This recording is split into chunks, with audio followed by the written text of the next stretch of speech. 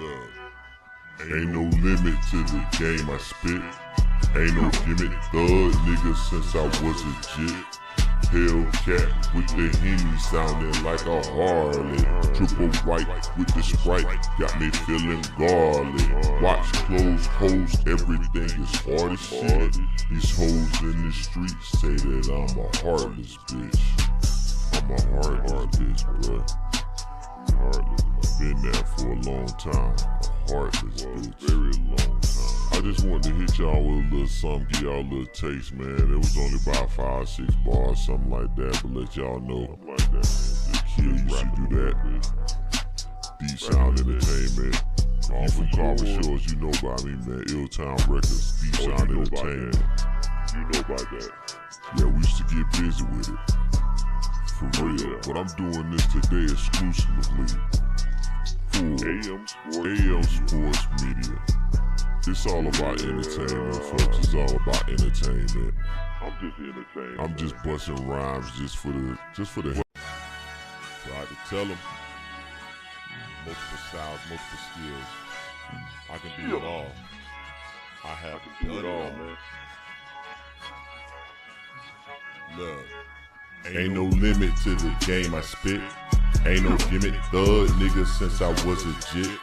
Hellcat with the Henny sounding like a Harley. Triple white with the Sprite got me feeling garlic. Watch clothes, hoes, everything is hard as shit. These hoes in the streets say that I'm a heartless bitch. I'm a heartless bitch, bruh. Heartless. I've been there for a long time. A heartless bitch. Very long time. I just wanted to hit y'all with a little something, give y'all a little taste, man. It was only about 5-6 bars, something like that, but let y'all know. Like that, man. The kid used to do that. Deep Sound Entertainment. You from Carver Shores, you know about me, man. Illtown Records, Deep Sound Entertainment. You know about that. Yeah, we used to get busy with it. For real. But I'm doing this today exclusively for AM Sports Media. It's all about entertainment, folks. It's all about entertainment. I'm just entertaining. I'm just busting rhymes just for the hell of it. Just to entertain. Entertain the folks. Drinking on a little bourbon. You know it's Bourbon Sundays. And I'm getting busy with it. But I've been telling y'all, man, I can do it all. This is just another example of it. Documentary, fight breakdowns, takes. All that. Man, I could even spit a freestyle on it. You feel me? You know what I'm talking about? All that. Jits. It's a Florida term like that, man. Jitty bugs. Name your favorite content creator that covers boxing that can do all that. Who can do it, bro? Name one. Name one. Name two. Name three. Anyone. I don't know none. Because there is none. Multi-talented. Bringing y'all something different. It's very different. Better than what you've seen before. Showing a little personality. Yeah. So this is exclusively for AM Sports Media. I ain't getting back in the booth no time soon. I gotta tell y'all, I'm a little rusty for sure. My rhymes don't hit just like they used to. My pattern off a little bit, but I did this in a quick, you know what I'm saying, 10 minutes. I came down and just wrote those quick bars, layered it, dropped it in there, and now it's a show intro. August 18th. Like I said, entertainment value, bro. That's what we do over here on AM Sports Media. Entertainment, we entertain. So y'all need to join the Discord. Y'all need to join the channel. Y'all need to join the show. We got live panels coming up. It's all about AM Sports Media, dog. We the future. We the future of content creation relative to boxing. So let's get the show started. Let's get this show started, bro. Let's get this show started. Try to tell them. Multiple styles, multiple skills. I can do it all. I can do it all, man. Welcome back to the Angry Man Podcast with Jason and Greg. He is Jason, the chosen one. I am Greg, and I'm not a legend in my own mind anymore, Jay. I'm just a straight up legend. I know you know it. I'm a legend. I just dropped a hard rhyme, and I slowed it down like I was from Houston.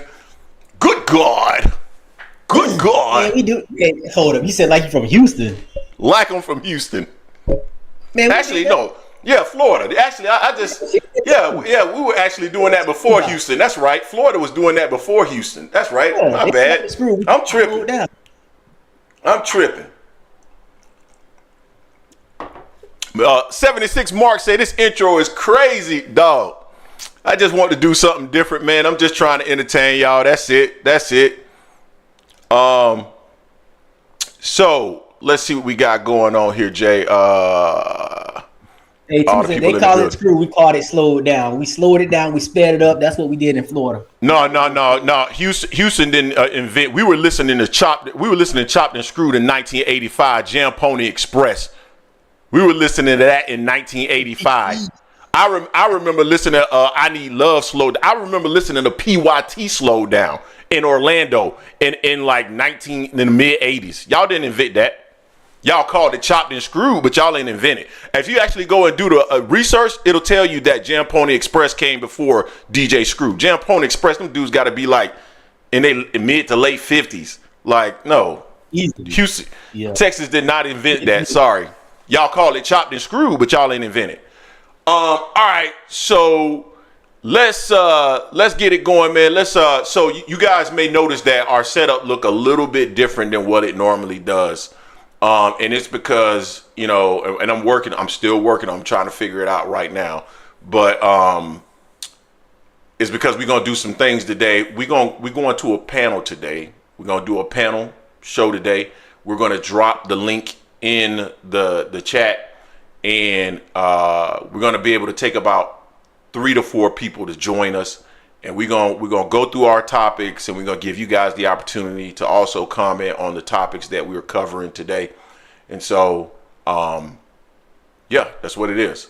So hopefully this ends up working correctly. I hope it does, because this is the first time trying. I did test it a little bit yesterday, but it might work. It might not. We're gonna see what's gonna happen. And 2 Cent Boxing, that is me on the intro. Yes, ma'am. I do want to address what Heavy Bag TV said, because Jay read it to me, and I thought that was so funny.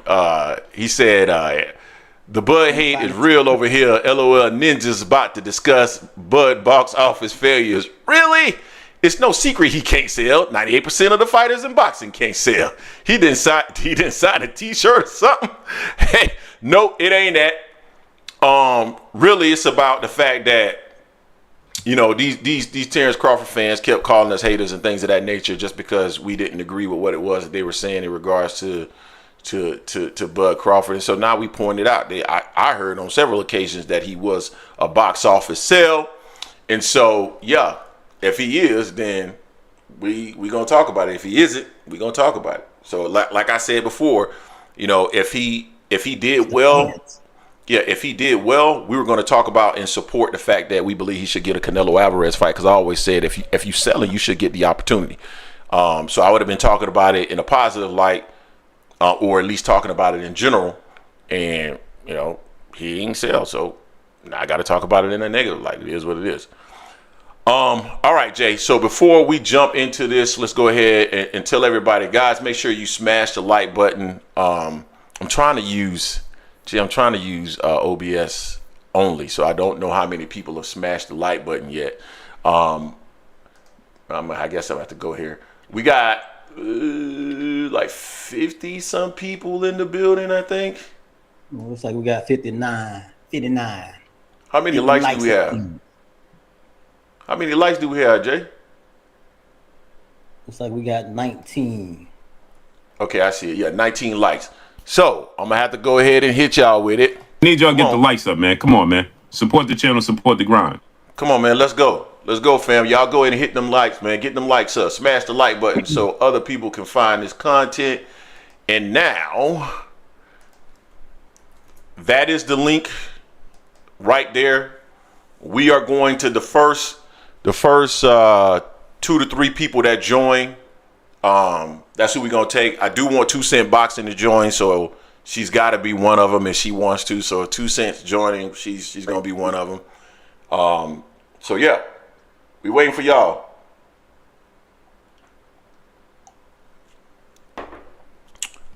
Jesus Christ, man. These dudes, So they really want to argue this, man. Let's go ahead and look this up real quick. I'm about to say about who started it. Started first. Yo. What's going on? Who sent it? What's up, fellas? What's up, Jay? What up, Greg? What's going on? Give me 1 second.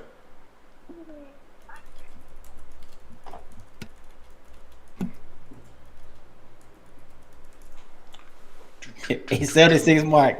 Hey, he'll find out when he find out.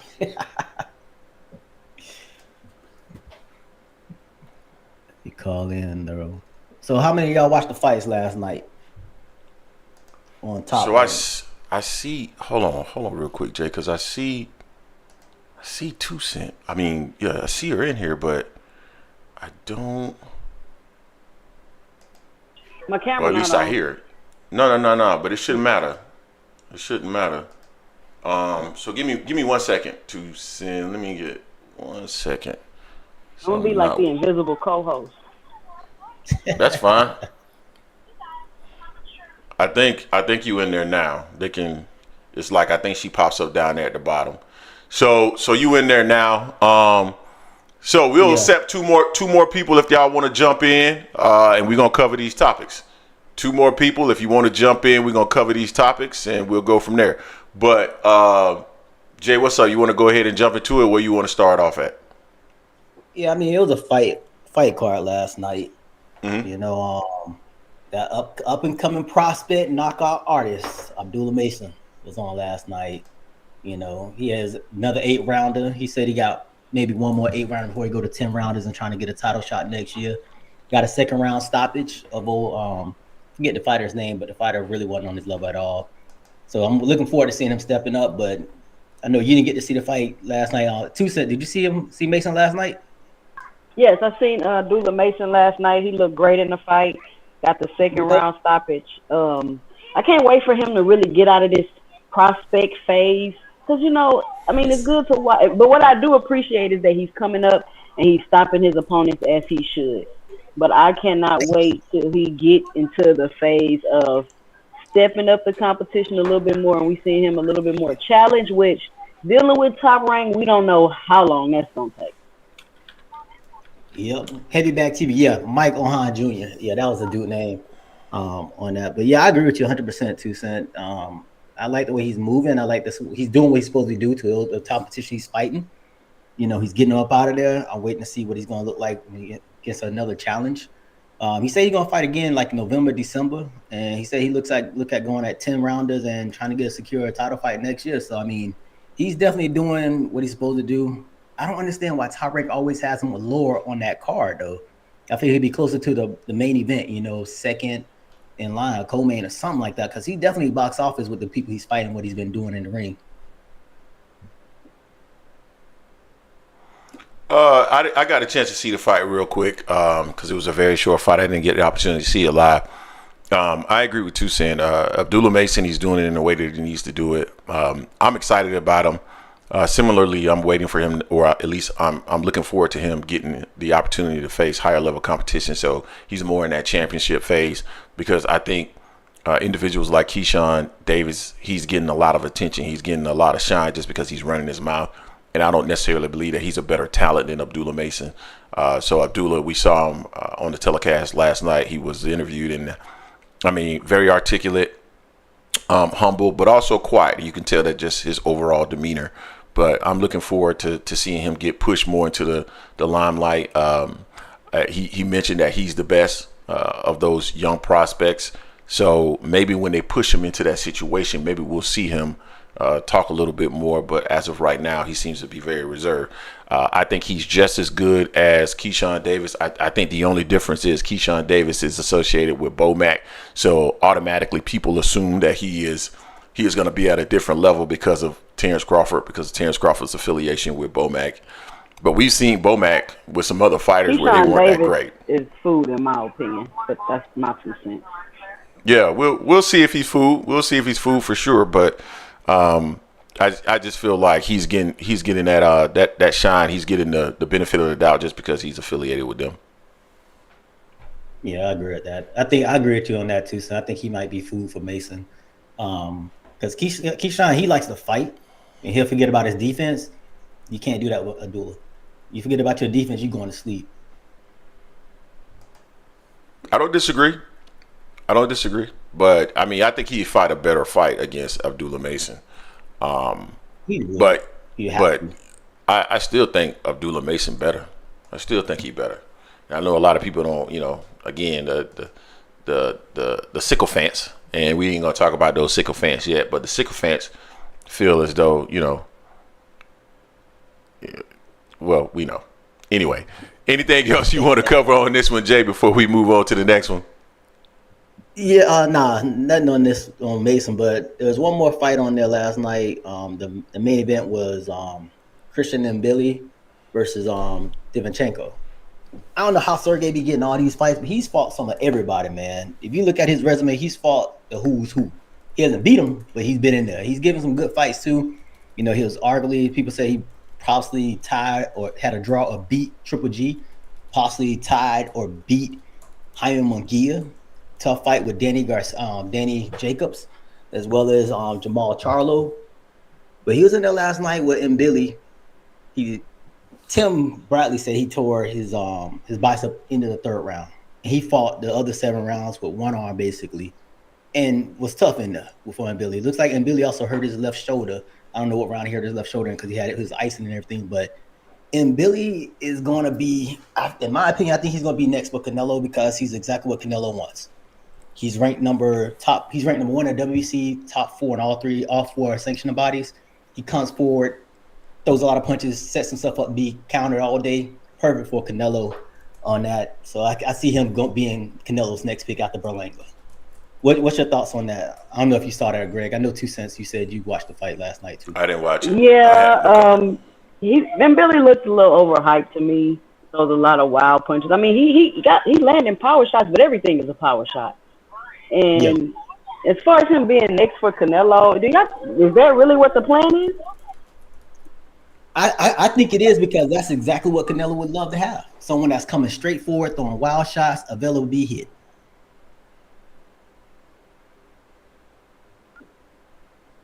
We'll see, but I mean, if the guy was fighting with one arm, I seen everybody on Twitter like, stop the fight. So it's not too much to say about the fight, in my opinion. Yeah, I don't have a comment on it, Jason. I didn't really see the fight. I'll go back and watch it later, but I really don't just the way Canelo moves. Canelo ain't gonna go for. We saw what he did when the Davids were his Mandos. He's like, nah. He waited them out. They left. Now he fighting his Mando on Berlanga.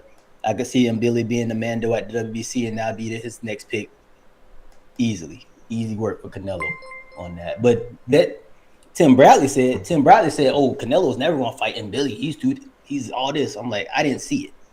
Like 2 Cents said, I thought he was overhyped on there, throwing wild shots, getting cracked, and kind of struggling with a guy that had one arm that's 38 years old, been in a lot of wars, and Billy may have had one arm later in the fight, but I felt that if he was a much better fighter, he would have got Sergey I don't know, or just made him stop the fight. You know what I'm saying?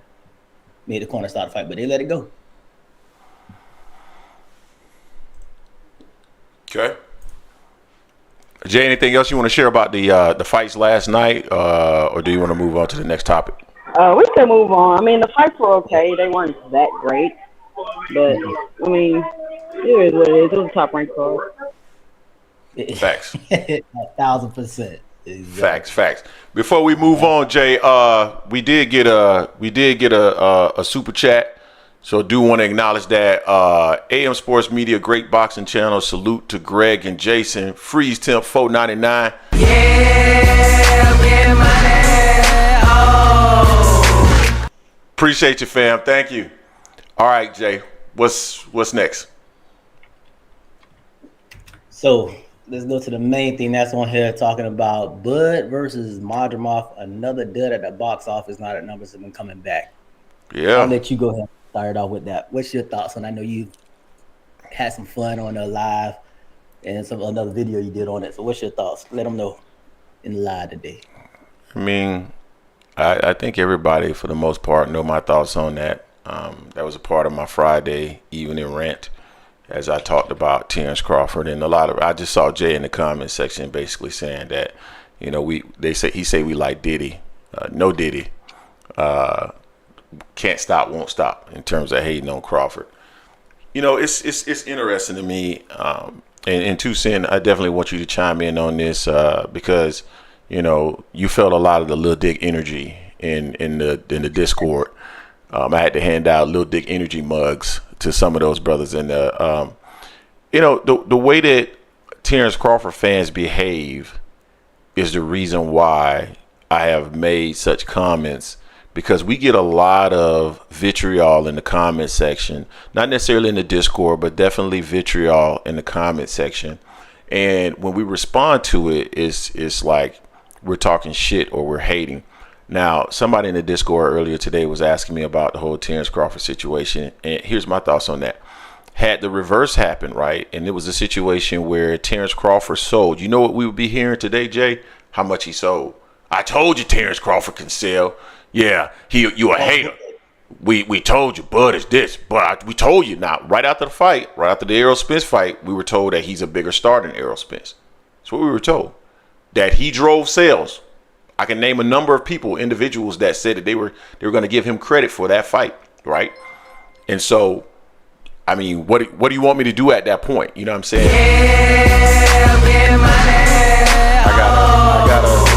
I got a knowledge tunnel vision real quick. $5 Bud versus Golovkin, Shakur versus Super Bum, failed event in California, Turkey experiment in the States is looking like ass. And we're gonna get on that as well. But my issue and my challenge is that when, man, I didn't say it. He said it. I said we're gonna get on that too. Oh, I guess that is a pause, huh? I guess that is a pause. But anyway, so I just, like, this is addressing literally months of people telling us that he was a draw, months of people telling us that Errol Spence got his best payday with Terence Crawford, leaving out the appropriate context associated with that particular fight, that Terence Crawford and his promoter had tied themselves to Errol Spence, and it had created a buzz on social media to the extent that the urban community wanted to see that fight really bad. And that is what essentially drove up those pay-per-view buys. Bud in and of himself is not a draw. And if you try to tie him, you can try to tie him with Canelo all you want to, but there is no natural tie to Canelo Alvarez. That's why that fight won't sell either. I keep trying to tell people that fight is not going to sell like they think it is, because Terence Crawford isn't a draw. He's a small dude moving up. So it's to highlight some of the stuff that I've said in the past, and it's also to speak to the Terence Crawford fans that mentioned to us that he's a draw. Now, again, Jay, correct me if I'm wrong. 2 Cent, correct me if you think I'm wrong about this. But in reality, if we were in a situation where Terence Crawford had done 800,000 pay-per-view buys on August 3rd, we would not be able to hear the end of it in the Discord. Like in the Discord, in the comment section, across social media, that's all you would hear was how all the haters talk shit about Bud, and he's a draw. He's a draw. But then when the opposite happened and I comment on it, I'm a hater. How does that work? Tucson, I think you were about to say something. Yeah, I mean, let's just be honest. So they can't let the Errol Spence fight go. That was over a year ago. They're still talking about that. And let's just be honest. Terence Crawford can't draw fans with a pencil. And it is what it is. You can literally sit down and point out actual numbers on a paper that have been reported to the California Athletic State Commission, and they'll say you hating. You hate Bud.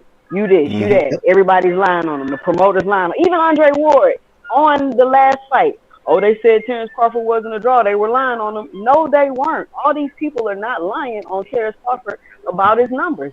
He's a great fighter. He got the accolade. That is cool. But the truth of the matter is all of that doesn't necessarily translate to dollars. And that's all we're saying. There's no hate. That's all we're pointing out. And it's a lot of fans, I don't care about the business. I don't care about what they make. That's fine. You don't care, but that doesn't mean that's not the structure of boxing. And that's the only point I believe that Greg and Jason and myself are trying to get across about Terence Crawford. And he coming out asking for all these astronomical amounts of money to fight people and this and that, when really it seems as though he's the only one profiting off of his fight. Hey, Yeah. y'all can hear me? Yeah. Who is this that just joined? It's ASAP. Hey, what's going on, man? ASVP TV, right? So yeah. So 2 cents. What's these astronomical amounts he asked for? I need some numbers. Well, you want 15 million guarantees, 20 million guarantees. I mean, you don't. When was this?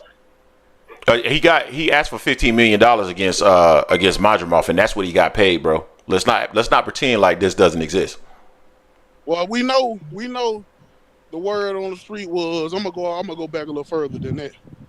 He got 10 for BLK Prime, whether you want to believe that or not. Allegedly. I don't know what they got in guarantees from PBC. Like two and a half a piece. And then who you talking about? Back in. I heard they got between 25 and 30. If you're talking about he and Errol Spence. And guarantees?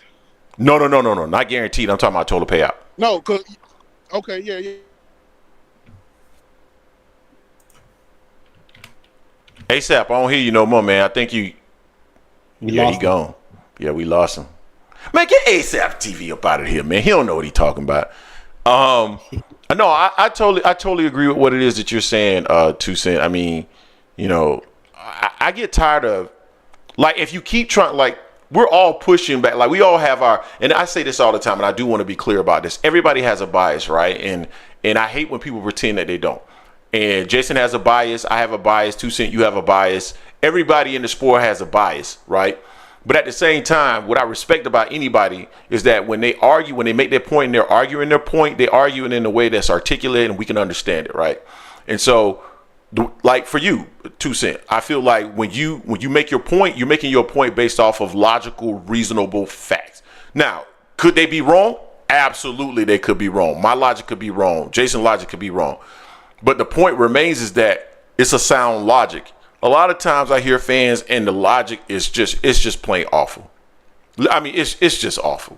And that's the part that I have the biggest issue with. That is the reason why I really don't care about people coming on to the channel and if they disagree with me or not. None of that stuff really bothers me and never really has. But what I do have a problem with is just arguments, man, and rationale that makes freaking no sense, Jay. 2 Cent. That's what I cannot stand. Like, you cannot continuously attack me in a comment section, particularly when it's a video that has absolutely nothing to do with Terence Crawford. 2 Cent, do you know that I was getting attacked in the comment section about in videos that are topics unrelated to Terence Crawford? He's not mentioning it. Oh, yeah, but you said so-and-so about Bud. Or, yeah, why you not talking about Bud? Oh, you saw what Bud did so-and-so, but you're not talking about it. It's like, yo, you can't win for losing. Like, you say something and they agree with. I just don't understand it. Real quick before you start talking, because I know who this is. I know exactly who this is. This is damn Band Up. Yeah, this is Band Up, man. But hold on real quick, Band Up. So we got a super chat from Big Ed. Did y'all hear that Turki and Al recently had a meeting? Let me go ahead and hit that. Oh, appreciate you. No, we had not heard that at all. But that is interesting news. So we got Mr. Band Up in the building. What's up, Band Up? What's going on, man?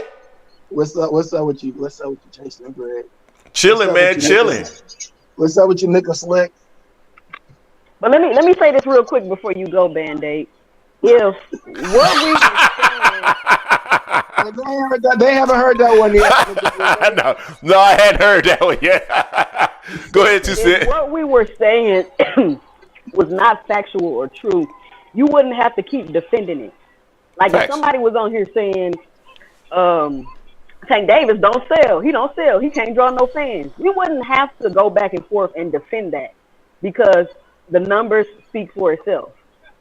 The gates that he produces, they speak for itself. We don't have to go back and forth and constantly defending things based off emotion and not logic, because obviously the logic is true. Okay. So the numbers didn't come out good. Is what I'm hearing. I just joined the live. You know what I mean? I just joined the chat, so I ain't hear the whole story or whatever's going on. But if it is, if he didn't come out and sell like he said he was supposed to, because I know me and Greg definitely went back and forth on that a while back. Then, you know what I mean? He didn't sell. You know what I mean? I must, you gotta count it what it is. Doesn't take away from his great stature. Doesn't mean that man can't punch. Doesn't mean that man can't beat the shit out of Canelo either. No. It does mean that. It does mean that he can't beat it. You own drugs, man. You know what I'm saying? You know what I'm saying? But keep it a stack. Outside of like the common names like Canelo, like a Tank or a Canelo. I mean, I don't even know if Benavidez is even headlight anything to make him to generate a lot like that. I don't really see too many cats out here that's going to sell more than Bud like that. Nate, can you guys give me 5 to 10 fighters that's going to sell more than him? I mean, he had like 3 promotional companies on there and a rapper on there. I might be able to get to 5. I don't know about 10. So let's see. Canelo's going to outsell him, right? We know Errol Spence will outsell him. Tank will outsell him. Who else will probably outsell him, Jay? We know Ryan Garcia outsell him. So that's 4 right there. So at best he could be 5th. At best. No. Will probably outsell him. No. No, but hold on. Anthony. I didn't even know Pitbull was there. Hold on. Pitbull outselling Bud. Anthony Joshua will outsell him. Tyson Fury will outsell him. So right there, that puts him at 7th best. I don't know about Joshua either. Okay. Man, Joshua, what? Man. Joshua went on the upcline. You know what I mean? I'm thinking of old Joshua that was running away from all the gyms. Stop. Hey. Band up. Hold on, before you go. He might not sell more than certain fighters, but you know what I mean? Like you just said he could be 5th, right? You said that. Band up. Don't bullshitter. Stop, bruh. Stop, dude. Stop, dude. This soundboard, you guys didn't have no damn soundboard last time. Oh, I got one now. The show is upgrading. Then you know what I mean? I'm gonna need you to put a husky on there when my dubs start whipping that asses to you. You know what I mean? Get the fuck out of here. Get the fuck out of here. Listen. Terence Crawford doesn't sell, right? He doesn't sell. It is what it is. Great fighter. I agree with you. It take nothing away from him as a fighter. And we got into this a little bit on Friday, 2 cents. So I do want to hear your thoughts on this. But you know what I think it is, Greg? Yeah, go ahead. I don't think that Bud can't sell. I think it's the reason why he doesn't sell is because he doesn't fight fights that the fans perceive to be competitive. Yeah, I believe that if Bud fought Charlo, that would do some decent numbers. It would, because there's a lot of people that believe Bud and Charlo will be a good competitive fight, and I don't want to hear nothing about Bud and Canelo. That was a whole different weight class. We're not gonna let Bud take credit for another man's victory. We're not doing that. There are a lot of people right now that believe that Charlo is still the number 1 fighter at 54 division. Nobody beat him for his belts. He dropped them, and they would like to see Bud versus Charlo. So if Bud fought more opponents that people perceive to be competitive, I believe that he would do better numbers. But that's part of it, no doubt. That's a part of it. But I think the biggest part of it is, man, he is absolutely terrible in front of a camera. I mean, every time I hear him talk, man, I just wanna Earl. Like it's just in the Spence build up though. Dude, he's just not interesting. The shit. That's what we got my boy. Hold on. When you start saying dumb shit like that, when you start saying the out of pocket shit like that, Greg, no, he's not horrible in front of a camera. You just don't like him. Nah, he sucks. But hold on. I got but hold on. Before we go on. Great in front of the camera. I didn't say he was great in front of the camera. I said he sucks. He sucks. He sucks. Hey, hold on. The boxing source is in the building. I gotta acknowledge the boxing source. What's going on with you, fam? Yeah. Yo, what's happening? We out here, Angry Man Sports Media, man. What's going down? Man, nothing much. So we here talking about Terence Crawford and the fact that he didn't sell. And I know you got your contacts. We got somebody else that then jumped in the building. I love it. What are your thoughts on just the overall performance? We saw Kevin Iole. He talked a little bit about the fact that, the event lost $10 million. I was called a hater because I said when I was looking at the actual fight that the seats looked empty. And now we're hearing more and more information coming out. The Kevin Iole report, the statement report from the California State Athletic Commission that showed that they only 17,000 seats, 22,000. And in addition to that, of the 17,000, they actually the promotion bought some of those tickets. So clearly a failure, right? What's your thoughts on that? I mean, yeah, that's the thing about, the California State Athletic Commission. All of that box office information is public. It used to be like that for Vegas, but they recently changed it up to where it's private. You can't even request it and that type of stuff. So, I mean, hey, the facts are right there in front of you. You know what you're saying? So you got about 17,800 paid seats, and then about 4,000 seats were comps. That's what it was. It was what it was. So you can't dispute what the California State Athletic Commission said, because they have to provide accurate reports. That's their job. You know what I'm saying? So you go through that, and then you say, hey, what's the actual number for it? The gate receipts and all that type of stuff. So if you talk about the gate receipts, not only did they provide that, but they also provided the payoff sheets for every single fighter that was involved in that card. So you see that Terence Crawford had the base salary at about $2.5 million. And, a lot of us know that $2.5 million isn't necessarily what, the fighter makes. He has sponsorships, endorsement deals, all that type of stuff that's tied with the fight. So when you have something like that happen, then you're saying, hey, if Terence Crawford is getting about $14-15 million for a fight against Israil Madrimov, but the gate itself is around about $8 million, but that only covers what the fighters basically made, then they didn't make money off that. Facts, and we know that they didn't. We know that they didn't really make any money off of it. It is what it is, and my thing is, stop calling us haters, because that's the fact. And if we push back, we're pushing back because, first of all, I'm sick of hearing about it. I'm sick of hearing people telling me, no, he's selling. No, I don't want to hear that no more. I call you a hater, bro. Why? Why? Because you be talking shit about Bud. You should be sometimes you should be going in, what's and then the you be shit? throwing some facts out there, and then you throw some bullshit out there, and then you what's the bullshit? What's the bullshit? What's the bullshit? No, tell me what the bullshit is. What is the bullshit? Tell me. What did I say was bullshit? Hey, hold up. If you really want to know some bullshit, just look at a lot of your prior videos before the. No, name something. Name something that I said that didn't make sense. Hold up, I gotta go back and do my. I gotta do back. Yeah. I can go do my homework and write some shit down if you want me to, and hop on next time. You feel me? And really get on you. Yeah, you better do your homework. You better do your homework before you get cooked. I got you. It's good. But you be talking shit. That's what it is. That's what happened. And then you be talking shit about Bud fans like we just coming out of the blue with some shit. We be coming up here and having to get on you sometime, bro. Because you don't be like all black and white like how you be making a scene. You be trying to jump over shit. Greg, you be on one. That's why we. Man, what are you talking about? And then what I found out we go through texting you back and forth, you be trying to hide Errol from some shit. You be trying to hide Errol from some shit and don't want to hold it and don't hold his feet to the fire as well as you will hold Bugs to the fire. That's like what? Like what? Like the fact that if I'm not mistaken, I think I have to go back and text about it. You said if Boots had jumped up to 54, he should automatically fight Bud before he should fight Errol. Yes, Bud won. He was the winner. Band-Aid. Nobody wants to see Earl and Boots fight. What logic does that even make? No, why not? Why the fuck? Because Errol wasn't the winner. He wasn't the winner. What do you mean? No. Here's the issue. You don't really want him to fight your boy because you scared he might put your boy into the dirt. That's the problem. So you push. Yeah, it is. Not even a little bit.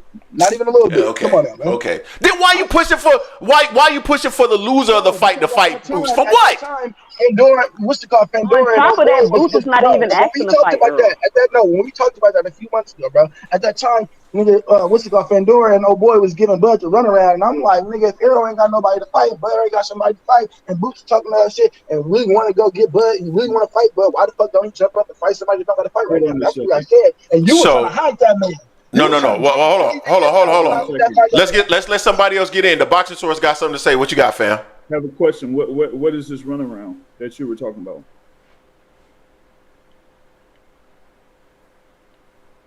Go ahead, man. He don't know. Yeah. He don't know. Me? He talking to you. Who else is he talking to? Run him about what? His homework at home. No, Somewhere because you else. were mentioning something about Fundora, Spence, and Crawford. What am I missing? Correct. What am I missing? So you're saying that there was like some type of runaround that was going on during that time. You said a few months ago there's some runaround was going on. Wasn't Bud trying to get this the fighter of Zua Fandora? Initially, He was yes. also trying to get Canelo at the What same happened time. afterwards? That's what I'm talking about. That's what I'm talking about. Okay, so what specifically happened? One, with the fight between Zoo and Fundora, and two, with the WBO. So what happened with them? They ended up getting into a fight, right? Whatever the case may be. Then he was talking about, he would rather give boy a rematch rather than give Crawford a fight. Then Crawford wanted to go talk to Madrimov, got that shit set up. Then he wanted to double back and fight Errol. Like, what the fuck is that? That wasn't the case though. What actually happened with the WBO? What did they do? I've been away a little bit. Let me know if I'm missing something, bro. Okay, so the Dan, WBO. you've been around, man. Right, No, I haven't. All right. So here we go. WBO. My boy, man. You know, WBO. I've been around, but I ain't been around in the last couple months. So I don't know if anything's happened. But yeah, I got out and heard that Earl got to fight some more shit. So check it. let him finish, man. My bad. So the WBO had ordered for that winner of Zoo versus Fundora to face Crawford because Crawford, as the super champ in welterweight, moves up. He's immediately number one contender. So, okay, they enforced that, right? So with Fundora winning, it was Fundora and Crawford. They initially were going to enter in negotiations, but with Fundora being injured and turning in that, exemption, they were going to give him those 90 days or 6 months or whatever. So pretty much with him being injured, he was out of commission until October, right? But they still held Crawford to being in that top spot. So was Crawford going to wait until October? No. So what did he do that same day? They agreed to the Madrimov fight. So once he agreed to the Madrimov fight, it's hands off when it comes to the WBO, because if he could have just stuck with his guns, he could have just said, you know what, here, I'll wait until October, or I'll see if they'll enforce them to strip Fundora. But they didn't do that. Good God. By the time we got somebody, hold on. I gotta say something. No. Hold on. By the time we got somebody on it. But the band up, about time we got somebody on here with some goddamn sense in the boxing sword. Because I've been saying the exact same thing. That if he really wanted to fight, then you wait for Fundora, man. I don't want to hear all that shit. You ran to Madrimov, which is fine, but you can't slow down somebody else's career. It was known right after the fight that he wasn't coming back before October, November. So you can't hold that man up and then go try to get another title. It doesn't work like that. And then after the fact, he's already admitted that his sole motivation is really Canelo Alvarez. We all know that. But Carl Brown, I want to give you the chance. I want to give you the chance to talk, Carl Brown, because you haven't had the chance to talk yet. What you got going, fam? I mean, to be honest, like I always 2 cents and my man with the red shirt on. I don't know your name, but you know what I mean. But I band up, you too. You know you my dude. You know what I mean. But I've been saying this, and band up. You know I've been saying this for a long time, man. Like Bud is like that. Bud is like that guy. I ain't even gonna put no other stuff on it. Look, Bud is like that guy that would say same old thing Shakur doing. Would say they want something, but do everything in their power to make sure that it don't happen. And Band up, you know I've been standing on that. I feel like Bud just say a lot of things, and as long as he know he got fans that gonna back up anything that come out his mouth, you know what I mean, he's gonna keep on saying it. Just think about what Shakur just said.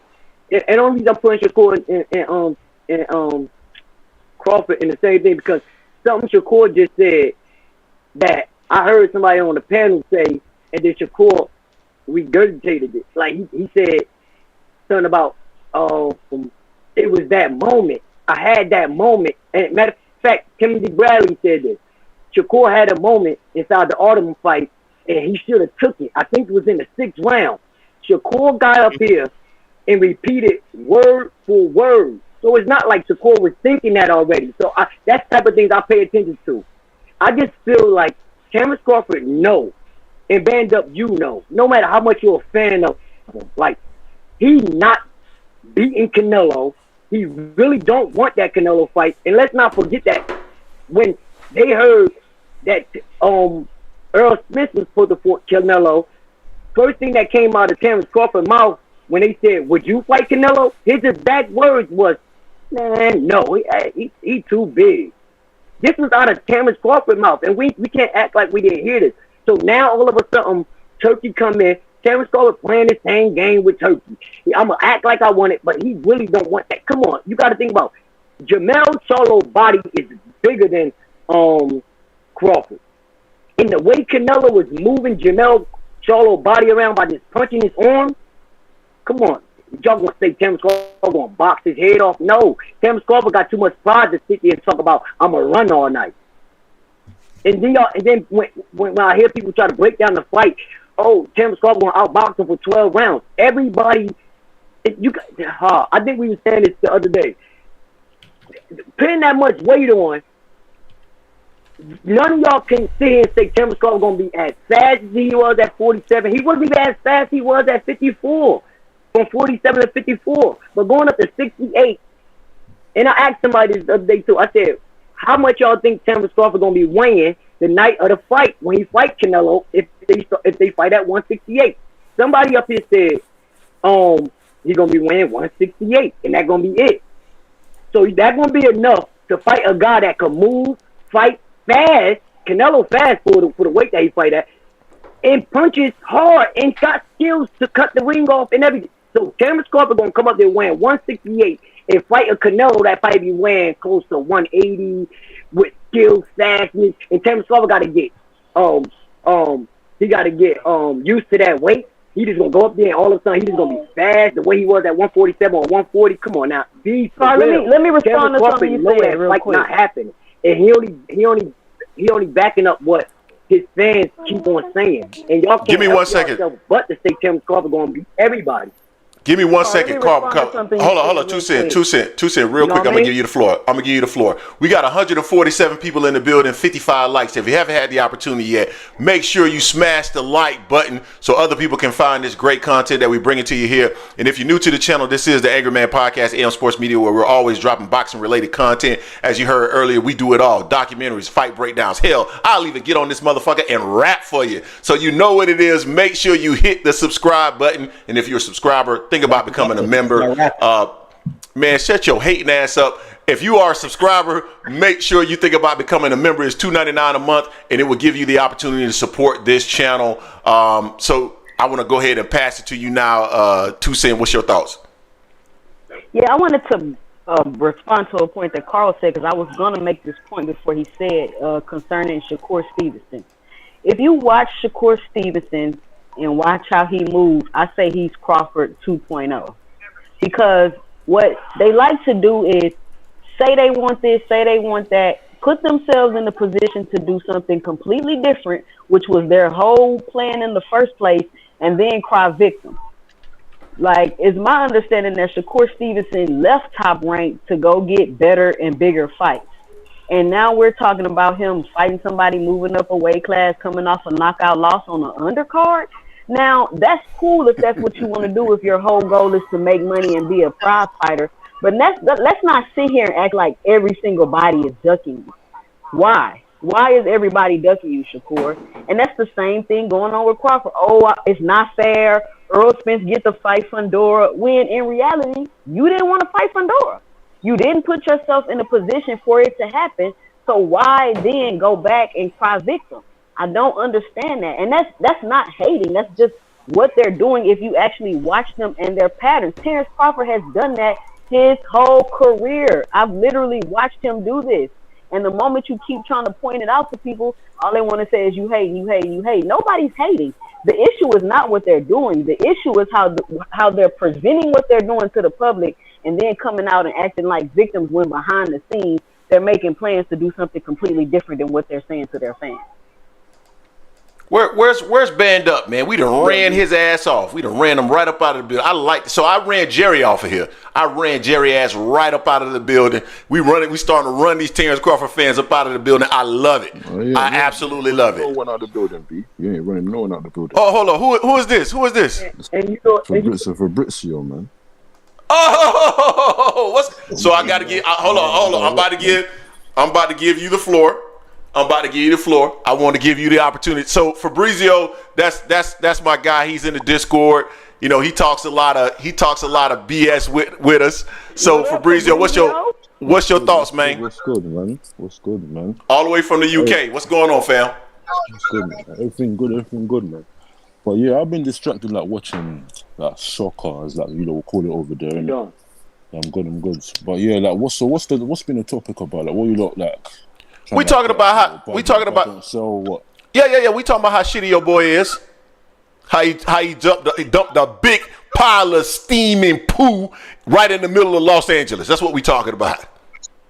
So are we gonna say that those sources are validated? What the? It's the Jesus Christ! It's the California State Commission.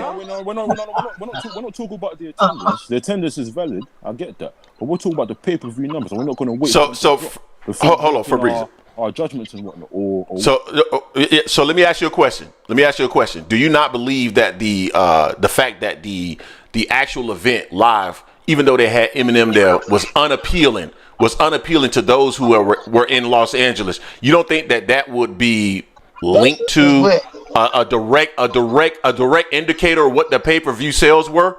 Like, these pay-per-view numbers are never going to come out, and you know this. It sucked. It's okay. It's okay to admit it. He doesn't sell. Cool. So Bud don't sell. Cool, fine. So what? No, he doesn't. Cool. So what? So under which metrics are you going to tell me that Errol Spence and cool. Let me go down this avenue. Yeah. Based on the numbers of the sales and whatnot. Why does Tank Davis sell? Tell me why. Because we love him and we don't love Terence Crawford. Next question.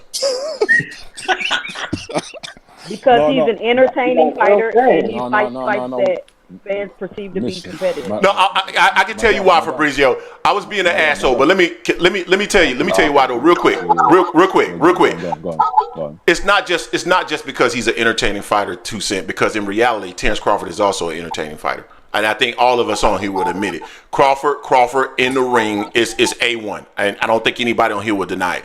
The problem is, outside of the ring, he's not A1. He's boring as hell.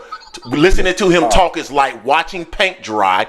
Gervonta Davis is very personable, number one. And just out of the ring, you want to hear about it. He's interesting. But this is the thing. You can say all, like I've already said all of this, like in the Discord, yeah. I understand, and obviously I'm not African American. I'm African from the UK, so I'm not going to talk on how you lot's community operates and all that.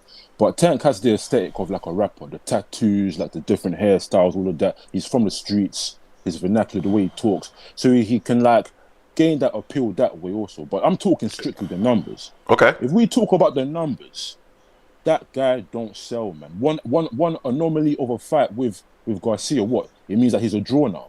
But he just did three. If he say that though, man, we can't. But he just did. But he just did 3 1/4 with a no name. Frank Marr. He just did 3 1/4. Oh, come on, man. That's still not. It's not great. It's numbers, man. It's numbers. Hold on. Yeah, boxing force. The boxing source. Apart from the 1.2 we got from Garcia, which we can say, cool, that was all well and good in that. But that's the boxing source because of Garcia. That's what. Like, I want to get the box. I want to get the boxing source to the floor. Okay, let's get a boxing source to the floor. How would you consider that not great? Compare that to the numbers that happened with Canelo and Munguia. And Canelo's a much more popular fighter. What were the numbers for that particular fight? 500. Or around like 500 or something. About 500 or something thousand. With Canelo Alvarez, who is, as some say, the quote-unquote face of boxing, against Jaime Munguia in a Mexico versus Mexico matchup, where Canelo has been on pay-per-view much longer than Tank Davis has. In comparison to Tank Davis, has had his few fights, whether it was his first pay-per-view was 2020 against Leo Santa Cruz. So you go from that particular point until now against Frank Martin, who as some say, is a relative unknown in the lightweight division, and he's able to pull 320-something thousand pay-per-view buys. So my question is, how is that not a success for Tank Davis? I want to add on top of that, please. I think people have I think they got things misconstrued, and they think everybody. Listen, so back in the day, correct me if I'm wrong, the Boxing Source. I know you've been in the game for a long time. I know everybody on here been watching boxing for a very long time. So if I'm stating something that's not factual, let me know. But back in the day, everybody like 200,000-300,000 pay-per-view buys. That was pretty much the norm. Like if you were like 300,000 pay-per-view buys, 400,000 would be good. The people that were doing 800, that was only like Manny, Floyd, Oscar, Mike. Those were the only people that were doing 800, 900, a million. So let's stop pretending like 300, 400,000 pay-per-view buys is not good. It's good. Like that's upper tier for most boxers, unless you are like a mega star. Now, I will say this. Will I say Tank is a mega star right now? The likes of like Mayweather? No. But neither is Canelo Alvarez, because he's not doing those numbers regularly either. So OG, would you say that Tank's a face of anything though? You say he's a face? No, I think it's still Canelo. Yeah. I think it's still Canelo. If you want to say one of the faces, then yeah, but not the face. Like, I will concede to the cows come home. I know Tank's a more popular fighter than Crawford. That's nothing to be debated about. But the way people talk about the numbers, like he's like a certified star, and I'm just not buying it. Like especially when the million was obviously magnificent, great, and all that, but then you drop back down straight to 350. Let's wait for more pay-per-views to come in before we like. Can I ask you a question though? Okay. What did Ryan Garcia versus Devin Haney do? Hey, listen, OG, listen. I know you're trying to grab me now and all that.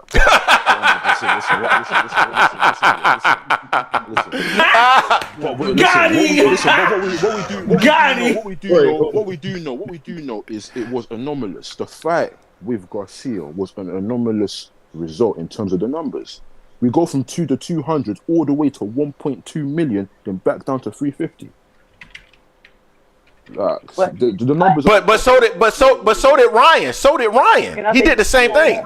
Yeah, so did Ryan. So when you pay-per-view, hold on. Here's the other thing too, right? Hold on. Boxing-saurus. You go Boxing-saurus. What's up?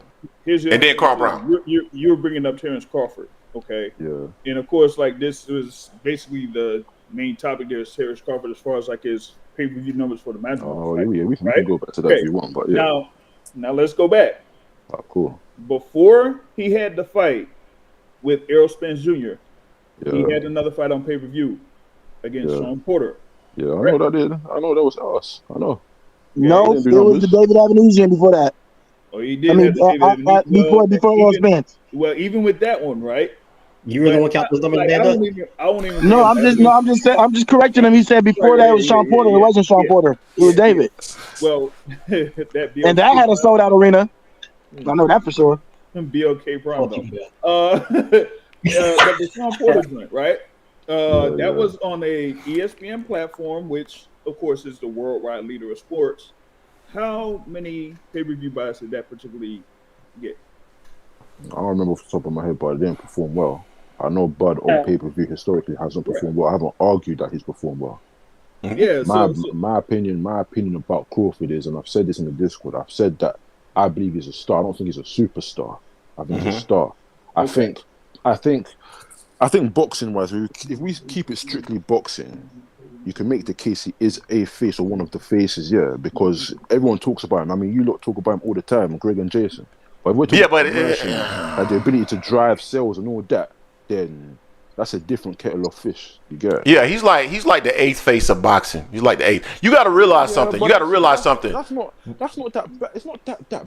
I mean, it's not that bad. I don't want to knock Terence. It's not that bad. But I will say this: Greg and Jason talk about Terence Crawford. Number one, look at the skin tone of Greg and Jason, and most of the people that are on this channel. We service the urban community, man. So we're going to talk about Terence Crawford and many other urban fighters. That's cool. That's cool. I ain't got no issue with that. But you just go pay your homage, like, you know, respect this. I do respect him. I just tell the truth about him. That's all. I can even. There's so much I want to say, man. Say it all. Say it all. You in a safe space. You in a safe space. Say it all. Get it all off your chest. I feel like, I guess probably one of the last things I'll say is like going back to the Canelo stuff and all that now, yeah.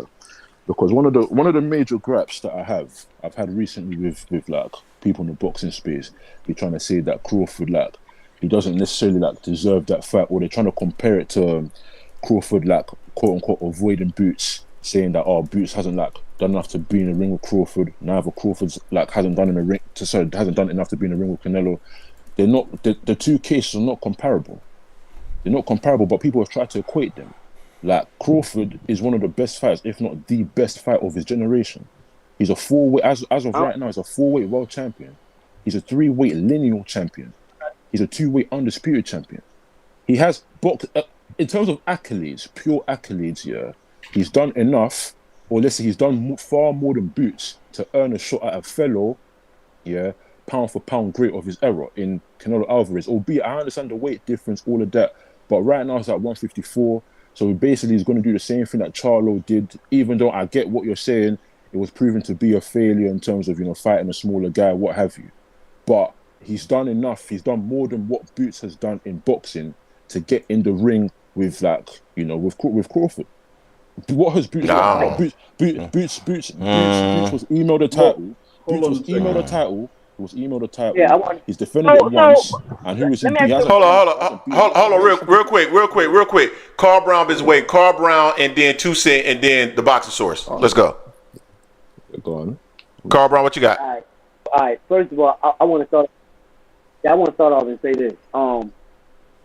Terence Crawford been fighting professionally way longer than Boots. So you can't bring that up. But I wanted to touch on something, and I'll let y'all cook, because I enjoy everything that y'all talking about, for real, man. But let's go back, because we all talking about fan bases. Yeah. And me, this is what I say about a fan base. This is when you know you got a real fan base. Let's take me away. Let's take everybody off this panel away. This is when you know what Earl and Danny did in the pandemic. Like, that's what you call a fan base. In the pandemic, Earl and Danny Garcia, they did 325,000 pay-per-view buys, which is good. Wait. Don't you mean Danny Garcia? I swear that was like 200 something. No, Danny Garcia and Earl Spence. Look, Danny Garcia and Earl Spence did 325 pay-per-view buys. I thought it was 250. 325,000. Yeah, that was 250. Thought it was 250. Yeah, it was 200 something. Oh, all right. Well, look. Let's just say 250. That's in the pandemic. I mean, you get what I'm saying? Like he outdid Canelo, and I'm only speaking about this because I'm only going fan base. I ain't even trying to jump on the Earl Spence. I'm just saying about the fan base. When you got fans that's coming out for you like that on a regular, and we all can know if you add it up, I mean, and not even add up, if you do around what Earl averaged at least 300,000 with whoever when they put him on pay-per-view. You know what I mean? So with Terence Crawford just don't. It's not saying he's not good, because I'm pretty sure everybody on this panel can say that Terence Crawford is the number one pound for pound. Ain't none of us debating that. But we talking about he just don't have that. He just don't have that that fan base like Tank got, like Canelo got, like Earl got. And I can say that. Let's just say we stop right there. We can stop right there. I've articulated this in Discord before. I personally think it's because, again, and Greg slightly admitted this before, it's the affiliation to PBC, like a black owned a promotional entity. Like, you know, him, let's say, choose to be with the white Jewish entity. Yeah, that's his bad. He fucked up. Yeah, he fucked up. Yeah, he fucked up. Everyone here in this panel knows if Terence Crawford was on PBC, I don't even think we'll be hearing about an Errol Spence. Just stop. Hey. I'm gonna keep it. Carl Brown. I gotta move to 2 Cent though. I gotta give 2 Cent the opportunity to jump in here. 2 Cent, what you got? You there? All right. Okay, 2 Cent's gone. Okay, I want to. I'm here. Okay. 2 Cent, what's up? What you got? Two things. I hear a lot of people, like nobody is pointing out the fact that even Bob said he lost money with Crawford. We're seeing even BLK Crown, they obviously lost money with I lost money with Crawford. I just want to know. And then now we're seeing he's not with somebody else, Turki Alalshikh. They're losing. And he lost money. He lost money. What I wanted to point out was a lot of I don't know who that was talking about the boots comparison and things like that. It is the same thing because the same things that people can say about Canelo why Crawford shouldn't fight him is the same thing they're saying about Boots about why Boots shouldn't fight him. Well, what has he done? What do you mean? What has Boots done? He looks the best in his division. Unfortunately, he hasn't had an opportunity to get any belts. Why didn't he have the opportunity to get any belts? Because Crawford and Spence was holding the belts, waiting for the undisputed fight. Let's not sit here and act like he just been running around trying to attach his name to Crawford and doing everything else that he's saying he want to do besides trying to get the belts. That isn't the case. So it's a lot of hypocrisy to say, oh, Crawford deserves that fight with Canelo because of the accolades and Boots doesn't. When as the point is, as of right now, Boots is who people perceive to be competitive and will fight a good fight against Terence Crawford, regardless of if Terence Crawford can beat him or not. It's about what the fans perceive. So there's a lot of people that want to see that fight. And the fact that people want to see that fight, it could possibly do good numbers. Let's not act like Boots' last fight didn't have a good gate. He didn't have like 14,000 people in the building to come see him headline that card. Let's not ignore all of that. Is that attendance or is it gate? And why is it okay for Crawford to be like, oh, well, it ain't about the accolades. I just want to go get a big payday. I just want to go up there. He's not even saying, I'm going to go up there and beat Canelo. No, I'm just going to go up there and get a big payday. We don't know if Crawford's going to go up there, realize he's in a position that's too much for him, like Charlo did, and do the exact same thing. It's a possibility. But wait, can I add something? It's a possibility because Terence Crawford himself has said on numerous occasions that he don't care about the fans. And even that little dig about, oh, well, this fight is bigger because that was for the urban community. That was a shot. That was a shot at the urban fans, which is the people that y'all are complaining about that's not supporting Crawford. Like, this is no hate. These are facts. These are things that he said out of his mouth. So the hypocrisy, the down-talking of the fans, and then people want to wonder why Crawford don't sell. He got so much support online.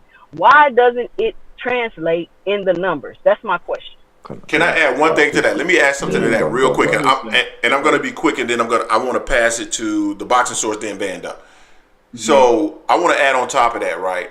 I like your argument in regards to that, but here's my argument on top of that.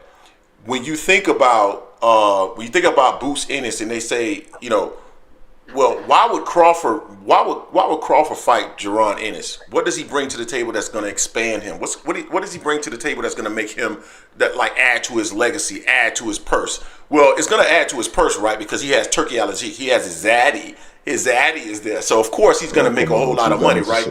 Yes, necessary. Yeah, necessary because those guys last week told us, so he got Turki Alalshikh. So why do you worry about the fact that So I'm going to add that. Well, I'll change it. His benefactor. He got his benefactor, right? But regardless of that part of it, right?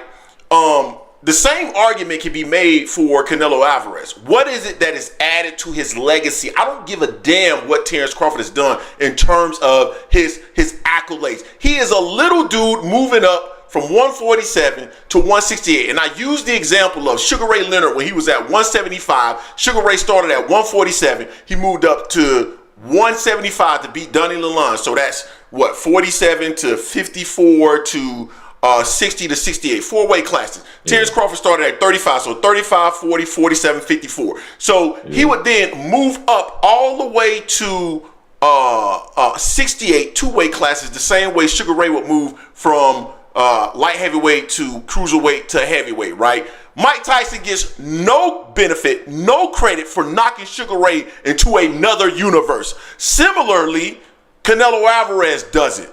And I don't know why people don't understand that. So now I want to pass it to the boxing source real quick. I know Fabrizio, we're going to come back to you. The boxing source, what you got?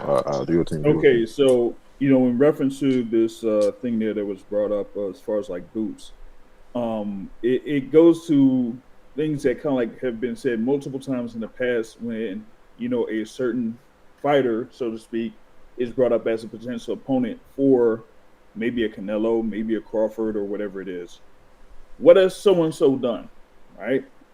But it's never really raised up when other fighters actually get the fight. We talk about it with, of course, what's coming up with Edgar Berlanga against Canelo Alvarez, right? We talk about it when it comes to David Evansian when he was fighting Terence Crawford. Recently, this thing here with Israil Madrimov. Now, the thing with Madrimov is, yes, he had a belt, but he won a vacant title. So, with him winning a vacant title, okay, Terence Crawford moving up, then you say, hey, he's a world champion in another division. Now, you compare that to Boots, where, as we've had this, pretty much this topic, okay, what did those numbers do with Crawford versus Israil Madrimov? Not that good. What would the numbers be with a Crawford versus Boots fight? It would be very interesting. Why? Because there are people that are in demand of that particular fight, right? I've said it multiple times. I want to see Crawford versus Boots.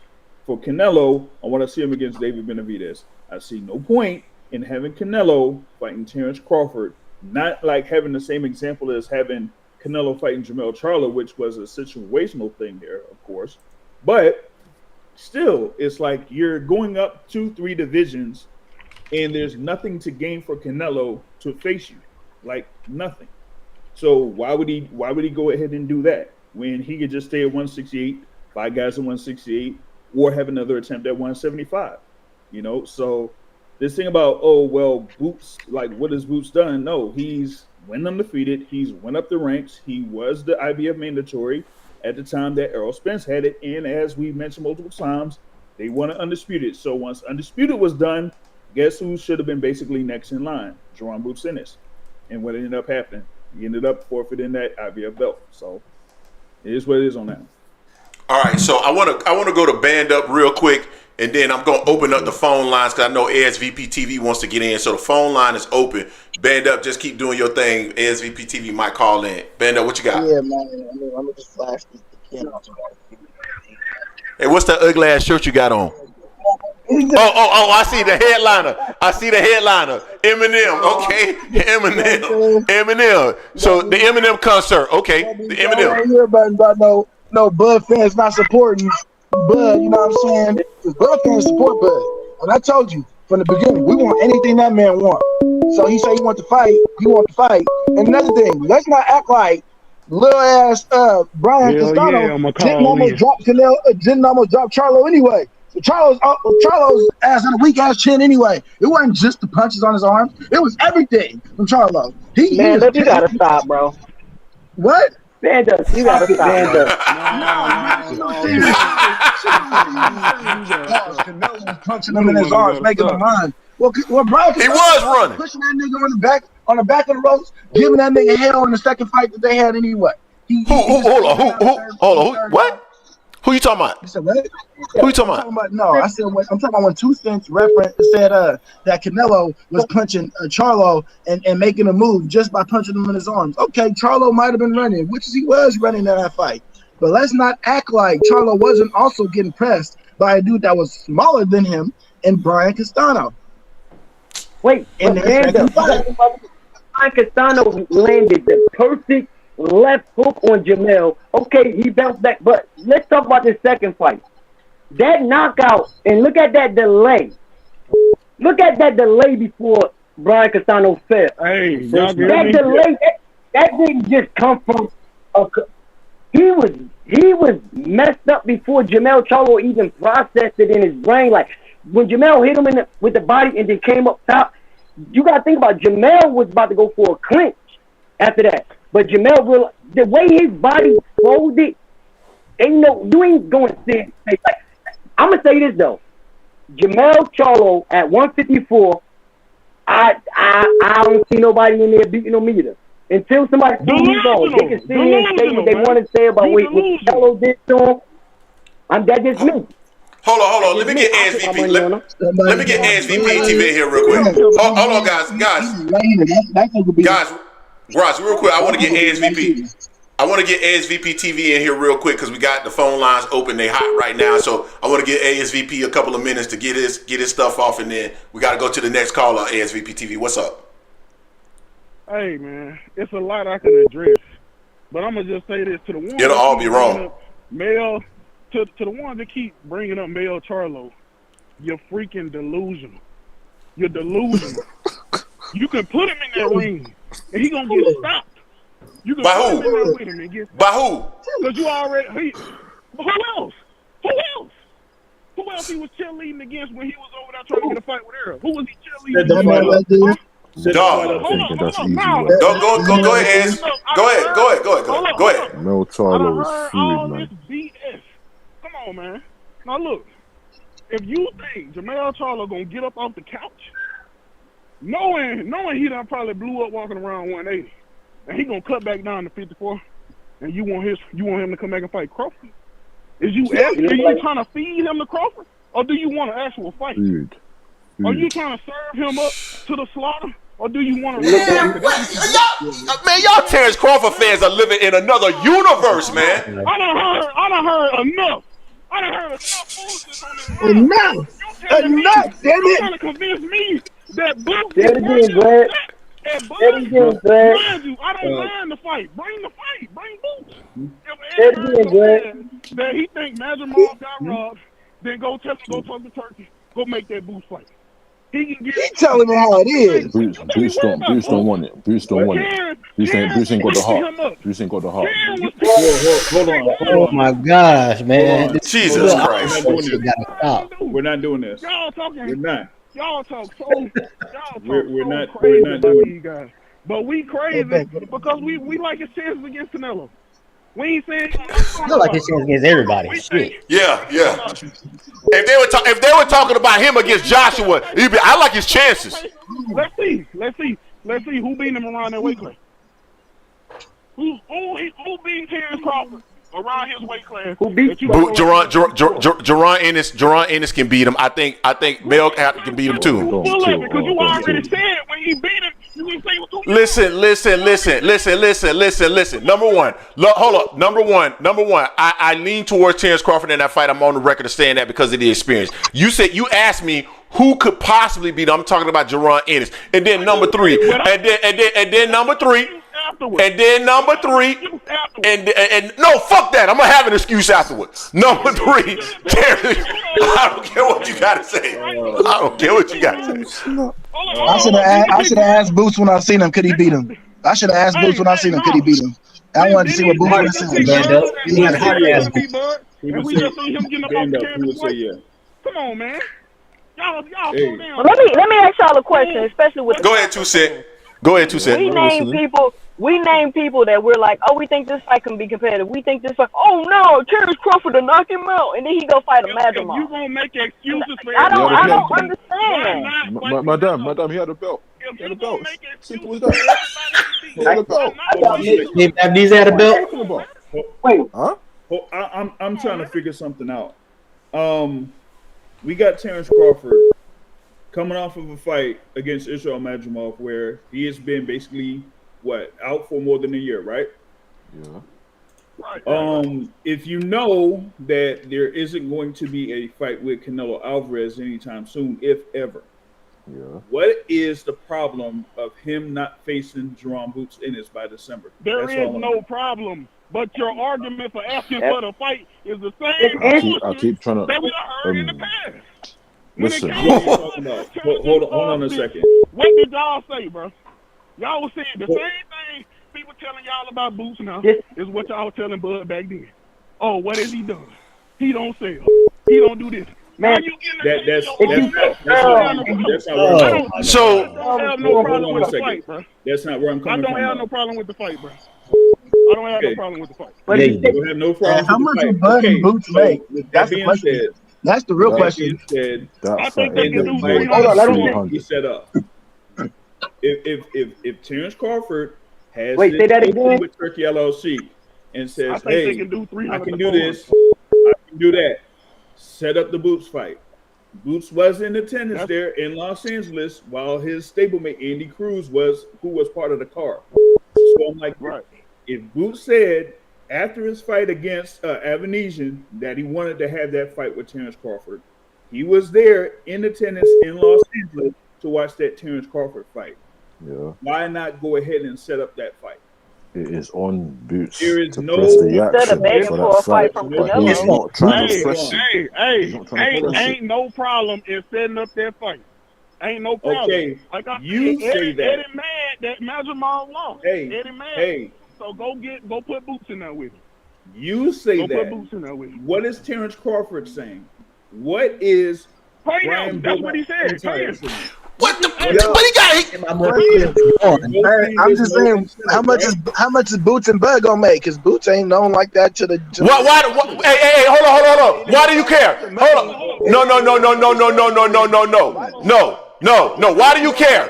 Why do you care? Don't ask the question with a quote. Don't ask. Hold on. What is he going to make? No. Hold on. Because last week, all I heard was that he has Turki Alalshikh. So why do you give a shit? He's gonna get paid, right? So he got his benefactor there. There you go. No, what you gonna make? What you gonna sell? I don't give a shit what he sells. Now you don't give a shit. Now you don't give a shit. Yeah. Don't give a shit. Yeah. I want to see the fight. Crawford versus Boots will definitely make more than what Crawford got against Madrimov. Or is he making 700,000?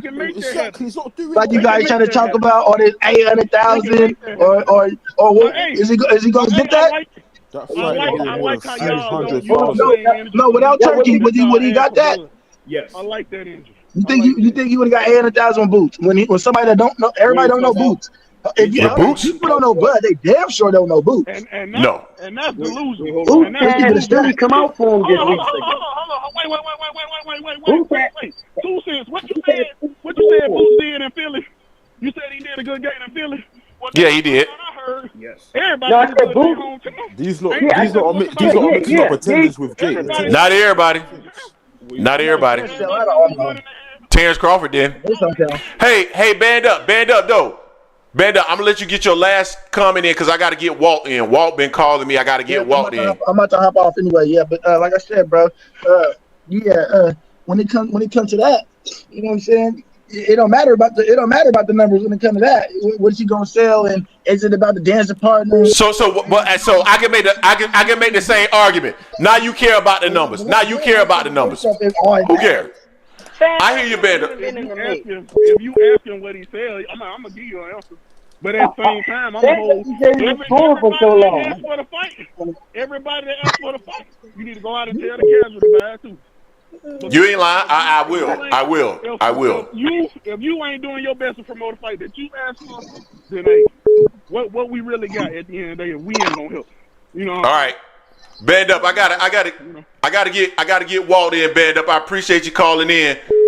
Hit us back. All right. Peace. I know. Yeah, I'm getting Walt in. Walt, I want to get you in, and then Terrence Best Damn Videos. I'm gonna get you in. What's going on?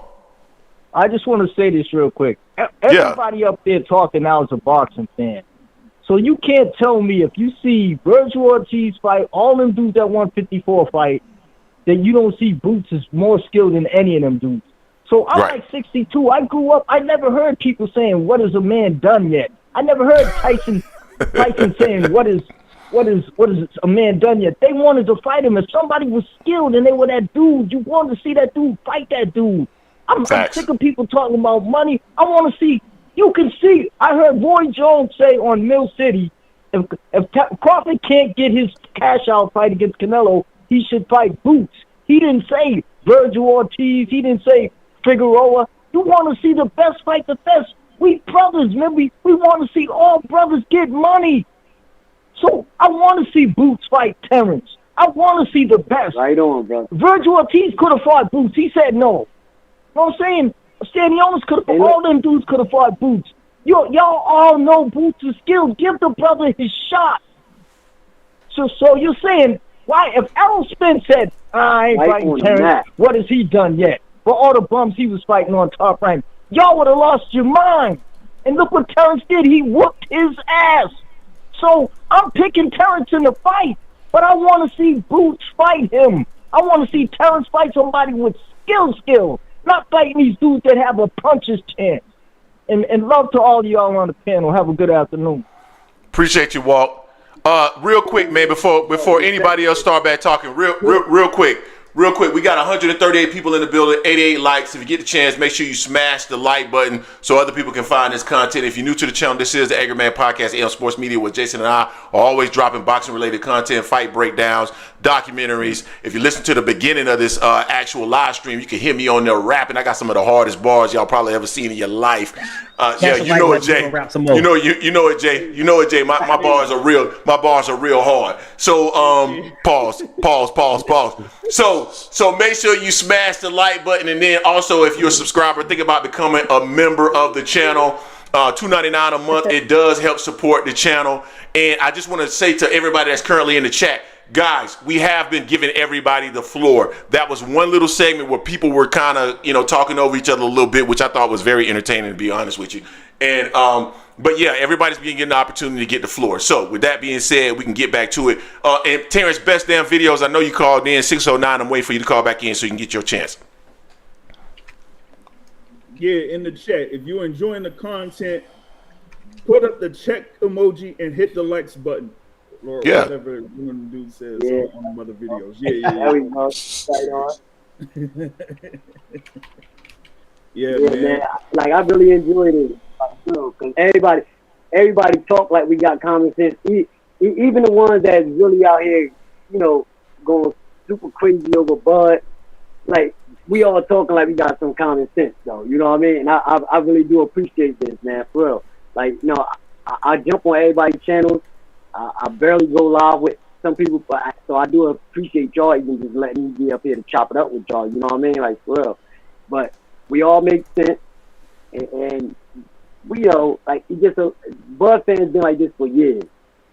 No matter what, because I say if you take Earl and you take Sean Porter off that man's resume, what can y'all really say Terence Crawford resume look like?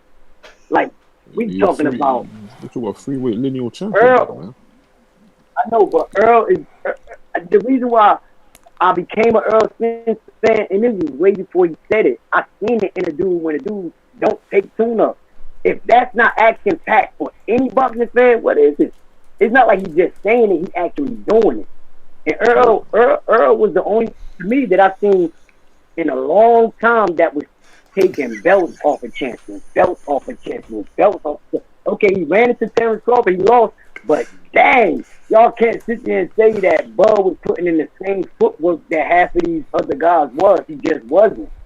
And like somebody said earlier, Bob Arum didn't just say it. He said it to Terence Crawford's face on live and told him how much money he lost. He said, I lost so much money on Terence Crawford that I could build a mansion in Beverly Hills from scratch. I could build a mansion in Beverly Hills for the money that I fucking lost with you. Hey, real quick, guys. I got Adrian in the building. 310. Adrian out of California. What's going on, fam?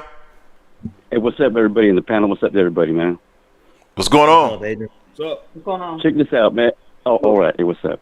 So, when it comes to Boots, man, there ain't nothing that Bud does better than Boots, as far as I'm concerned, as far as what I see. Bud is not a real switch hitter the way Boots does. Boots switches and you don't even notice it. This guy switches out of nowhere. Okay, Boots is just unbelievable. I mean, I've never seen anybody like him. I've been watching boxing for years. Me and my pops, rest in peace. I'm telling you right now, Boots is just the best. Okay, and I want to see him get that shot at Bud. As far as Duck Nello goes, that pendejo, man, he ain't shit. Excuse me. But I mean, he don't want to give Benavidez that shot at the title.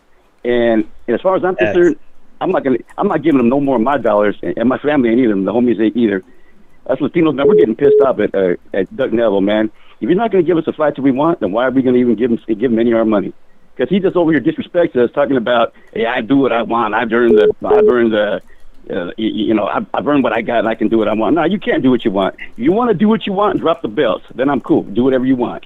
That's why. Don't compare Mayweather, because Mayweather didn't have the belts hostage like that. You know what I'm saying? Mayweather did what he wanted at the end, but he wasn't holding belts hostage the way Canelo is.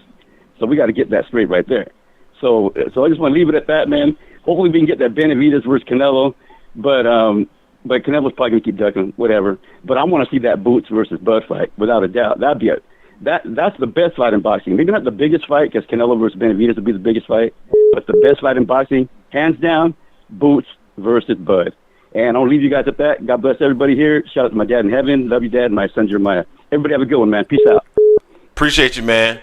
All right, guys, hold on. We got one of the most delusional individuals that have ever been involved in the sport of boxing, commentary-wise, fan-wise, sycophant-wise, whatever it is that you want to think.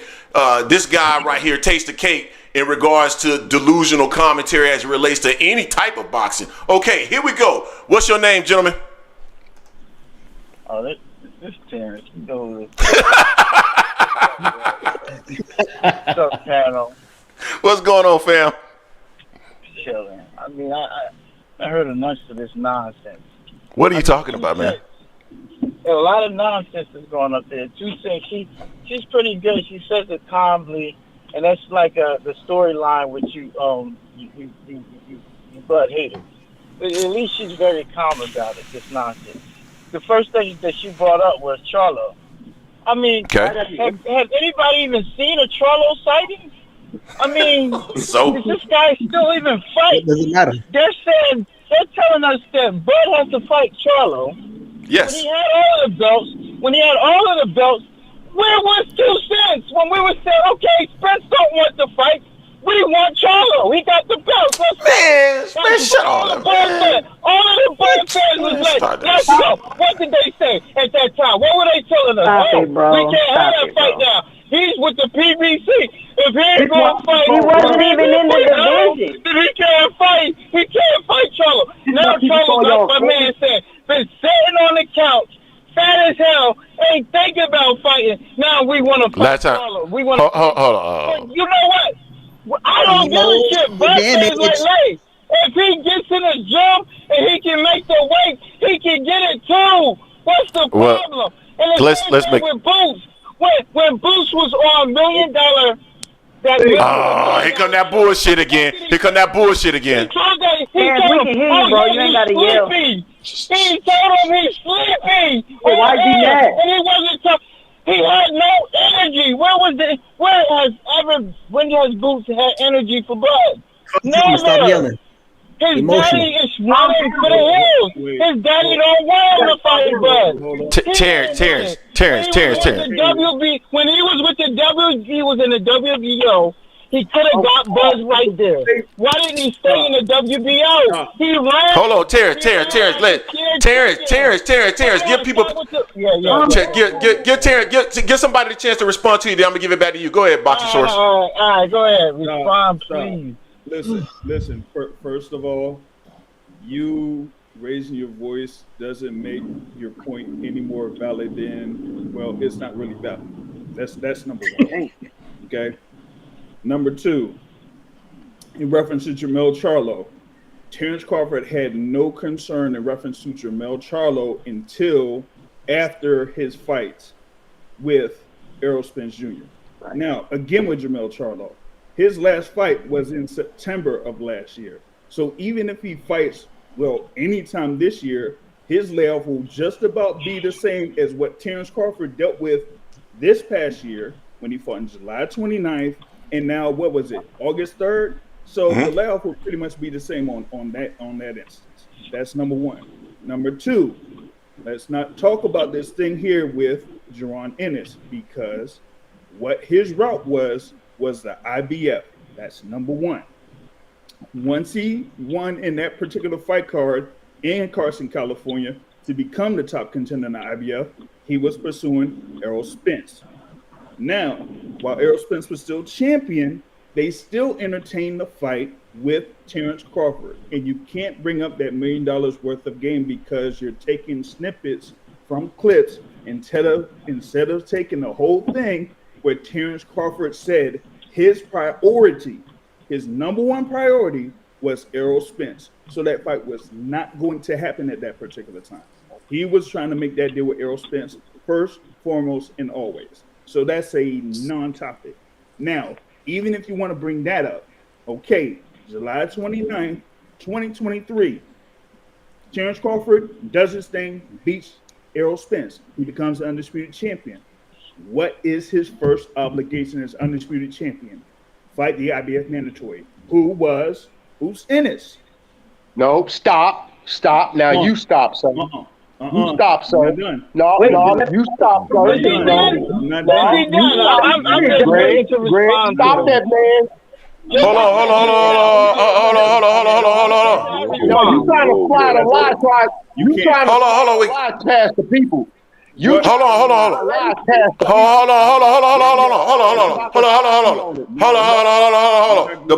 Let the boxing source finish, and then you can jump in. By the way, who was that was just talking? I didn't know who that was. Because what I can do is I could get Jason to tell me your information or whatever it is. If you have anything in reference to social media, I can prove everything that I said. Every single thing. One by one, piece by piece. Now, what I said was, after July 29, 2023, when Terence Crawford became the undisputed champion in the welterweight division, he had one obligation.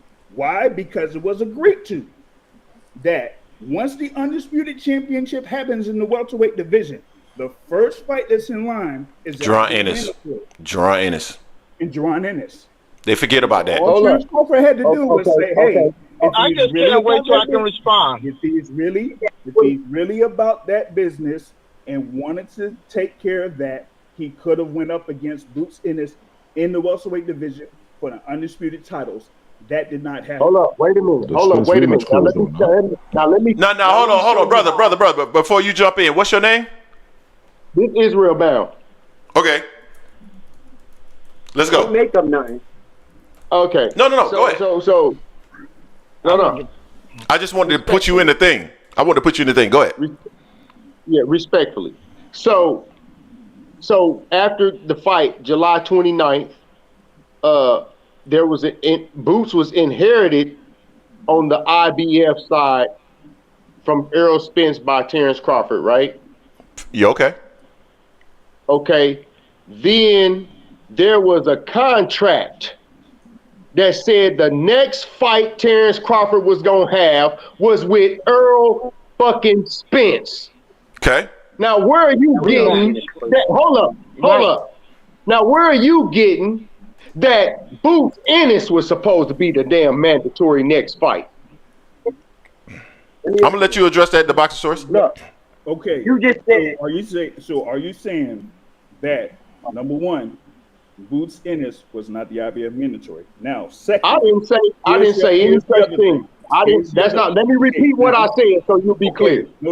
I said, you didn't hear what I said, so let me repeat. I said that Terence Crawford beat Errol Spence on July 29th and became the undisputed champion. He inherited Boots Ennis at the IBF at mandatory. You just said you didn't know what I said. Okay, we got it. We got it, Israil Bound, not the boxing source. All right, cool. Now let's take it there. Okay. Number one, since you're talking about that, right? What did I say initially? That Terence Crawford's initial thing was to fight Errol Spence for the undisputed title. When they made that deal, rematch clause. Okay, July 29th happens. He wins. Cool. Rematch clause is still in effect, right? Okay, but at a certain point, that rematch clause had a deadline. That deadline passed. It was gone. It was done. So you hold up. Wait, all right. Okay. I agree with you. But hold up. Stop right there. But wait a minute. Hold up. Hold on. Let him finish, and then he gonna come back. Finish, man. Hold on. Wait, can I drop one quick fact in there real quick? What people are not saying is that Terence Crawford had to let the IBF know that he wasn't going to fight Boots, which is why he got stripped. Because I'm sure if he would have let them know he was willing to fight Boots after the rematch, he wouldn't have got stripped. He had to respond in writing. He got stripped. So let Israil Bound go. Go ahead. Let me show you how people just be. Let me show you how y'all just be following trends and don't be researching boxing. Go ahead. Let me show you how y'all just be following trends and don't research boxing. See, because Terence Crawford got stripped. Terence Crawford got stripped before any of that shit even happened. Which shit are you talking about? Because he let them know he wasn't going to fight Boots. But he had to. Listen. Hold up. He couldn't let them know that he was going to fight Boots because he still was under contract to fight Earl Spence. So Israil Bound. Let me explain something real quick, Israil Bound, real quick, because I think you're missing the point that the Boxing Source is making. He doesn't give a damn about the actual contract. Regardless, he was actually bound by the IBF to actually make the fight because that was agreed upon before the fight, regardless of the actual contract. And I think that's the point that's being made here. Go ahead. No. I got you. If that's the point that's being made, but this is the point that I'm making. The contract trumps that. It doesn't. That's why he got stripped. No, yes it does. Listen. Yes it does. Wait. No. Remember this in the contract says that. Hold on. Everybody can't talk. Hold on, Jason. Everybody can't talk. Go ahead, Israil Bound. Hold on, Jason. What he's saying in reference to the contract. Okay, you have that because if they have that agreement that they have one fight and a rematch, they're obligated to that rematch. I don't have any issues. There ain't no if.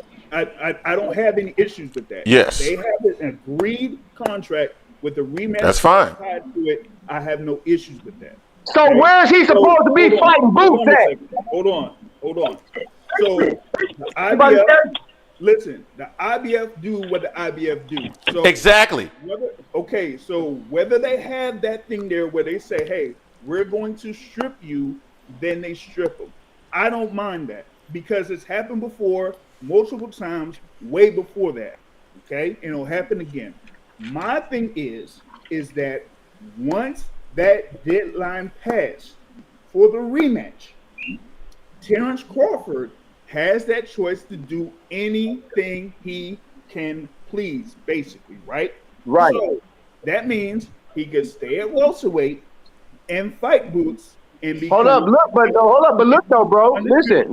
Right. But listen though. Hold on, let him finish. Let him finish. Then you coming.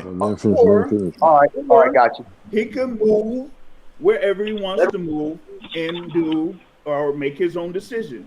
His decision was after the rematch clause part was lifted that he moved up to 154. So he could have fought Boots still at 147, but he chose not to. He chose to go up to 154. Now, he's done his thing. 154, defeated Israil Madrimov, WBA champion. Now, my thing is, if Boots says, hey, you know what? You want to fight me at 147? Let's fight at 154. Now it's up to him. The ball is okay. I agree wholeheartedly. But this is what I'm saying. The biggest word you just said there is if Boots said. See, this is what y'all leaving out of the whole equation. Thank you, man. Boots has not said one time that I want to fight Terence Crawford at 154. Cap. Who should be? I'm asking y'all all y'all detractors. Tell me, hey, listen, tell me who should be calling for the fights? Should Terence Crawford be pushing for the Boots fight, or should Boots Ennis be pushing for the Terence Crawford fight? So, it's a simple answer. Jason and Greg. Hey, thank you though for making that statement, because I could just put in a request and give a phone call to a certain person that Jason Greg know who I'm talking about. Yep. That could go right over to Bosnia's dungeon and I guess, make that particular request and say, hey, 154, you down for it? And Boots will just say, hell yeah. As he has. He's already said it. He's already said it. Hold on, guys. Here's what Israil Bound, real quick, because I don't want to take it up, and I do want you guys to get the opportunity to speak. Listen, what you guys are misunderstanding is this. You're misrepresenting the fact that he says that his priority right now is to fight at 147 and taking that as though he would not actually fight at 154. The man has said on multiple occasions that he would take the Terence Crawford fight. His priority is 47. He's not going to chase Terence Crawford because Crawford has already stated that he doesn't want to fight Jaron Ennis. But if a contract was presented to fight Jaron Ennis to fight Terence Crawford at 54, he's already stated he'd take the fight. Like, what are we talking about here? I don't think Boots is scared. I'm not insinuating that Boots is scared to fight Terence Crawford. Israil Bound. Hold on, real quick. Let's give Fabrizio the chance. He hasn't talked in a minute. Go ahead, Fabrizio. So let me ask you a question then. Yeah. Cool. So Boots has said that he's chasing Undisputed or whatever it is at 147 first before going up to 154. So clearly he's not pressing Crawford, and we know what Crawford said, that the fight don't interest him. So why are the fans still pressing for the fight if both parties are not pressing for it? Because it interests us. Why the fuck would we care about what the fighters want? I give you what he's saying there. It's almost like it's like a child. It's like a child that wants a toy, but you're not gonna get that toy. Leave it. But I still want it. And I'm gonna still keep talking about it. That child does not stop talking about that goddamn toy, Fabrizio, and you know this, so I'm gonna keep talking about it. Greg, that's exactly what you say about the fans of Terence Crawford that push for the Canelo fight, right? I don't got no problem with them. No. I don't have a problem with the Terence Crawford fans pushing for the Canelo fight. I have a problem with the logic that they use that conflicts with the same logic that they're applying to Jaron Ennis. That's the only problem that I got. You should push for that fight as much as you want.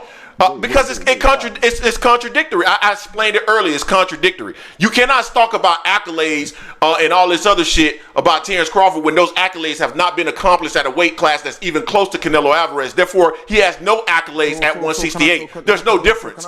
So, this is my last question before I hop off here. Cool. Yeah. Why did Errol Spence fight Mikey Garcia then? Why are we talking about this? Because Mikey Garcia asked for the fight. Because Mikey Garcia came up 2 weight because they were both pound for pound. No, he didn't. No, he was at 40. No, he was at 40. He was at 40. Sorry, 1 weight class. He had price that was 35 championship fight. But I'll do my research. Mikey Garcia asked for that. Yeah, he was at 40. Boots asking for the fight. Mikey Garcia asked for the fight. Boots ain't asking for the fight. Yes, he is. What is he talking about? Boots just said in the last interview that my goal is to get undisputed at 147. He's also stated that he would take the fight at 54 if it was offered. He's also said that, bro. Why y'all keep leaving that part out? Nobody's saying that he won't fight Crawford. That's not what we're saying. We're saying that Boots is not pushing to fight Terence Crawford. So if by pushing you mean, hold on, Israil Bound, if you mean by pushing, talking about the shit in every damn interview, then yeah, I agree. Like, he's not chasing him. He's not running up to 54 to try to fight a guy that said he doesn't want to fight him. So why are you going to talk about a dude every day that's already stated that he doesn't want to fight you? So are you saying that if Boots came up to 154, clearly said, I came up to 154 to fight Terence Crawford? First of all, we all know through public media, through social media, that Turki Alalshikh said that he's interested in making that. Hold on, Israil Brown. Hold on, Israil Brown. See, you just hold on, Israil Brown. Hold up, man. Hold up. You fucked up, yeah, that time. Israil Brown, bruh. You just talked about the fact that people need to do their research. Turki Alalshikh just in the last couple of days said that he has no interest in that fight anymore. No, I'm saying that he has said. Listen, he has said to something contrary to that as well, though. So I'm saying that if Boots came up, listen, I'm saying that because he also said that he's interested in making the biggest fights, right?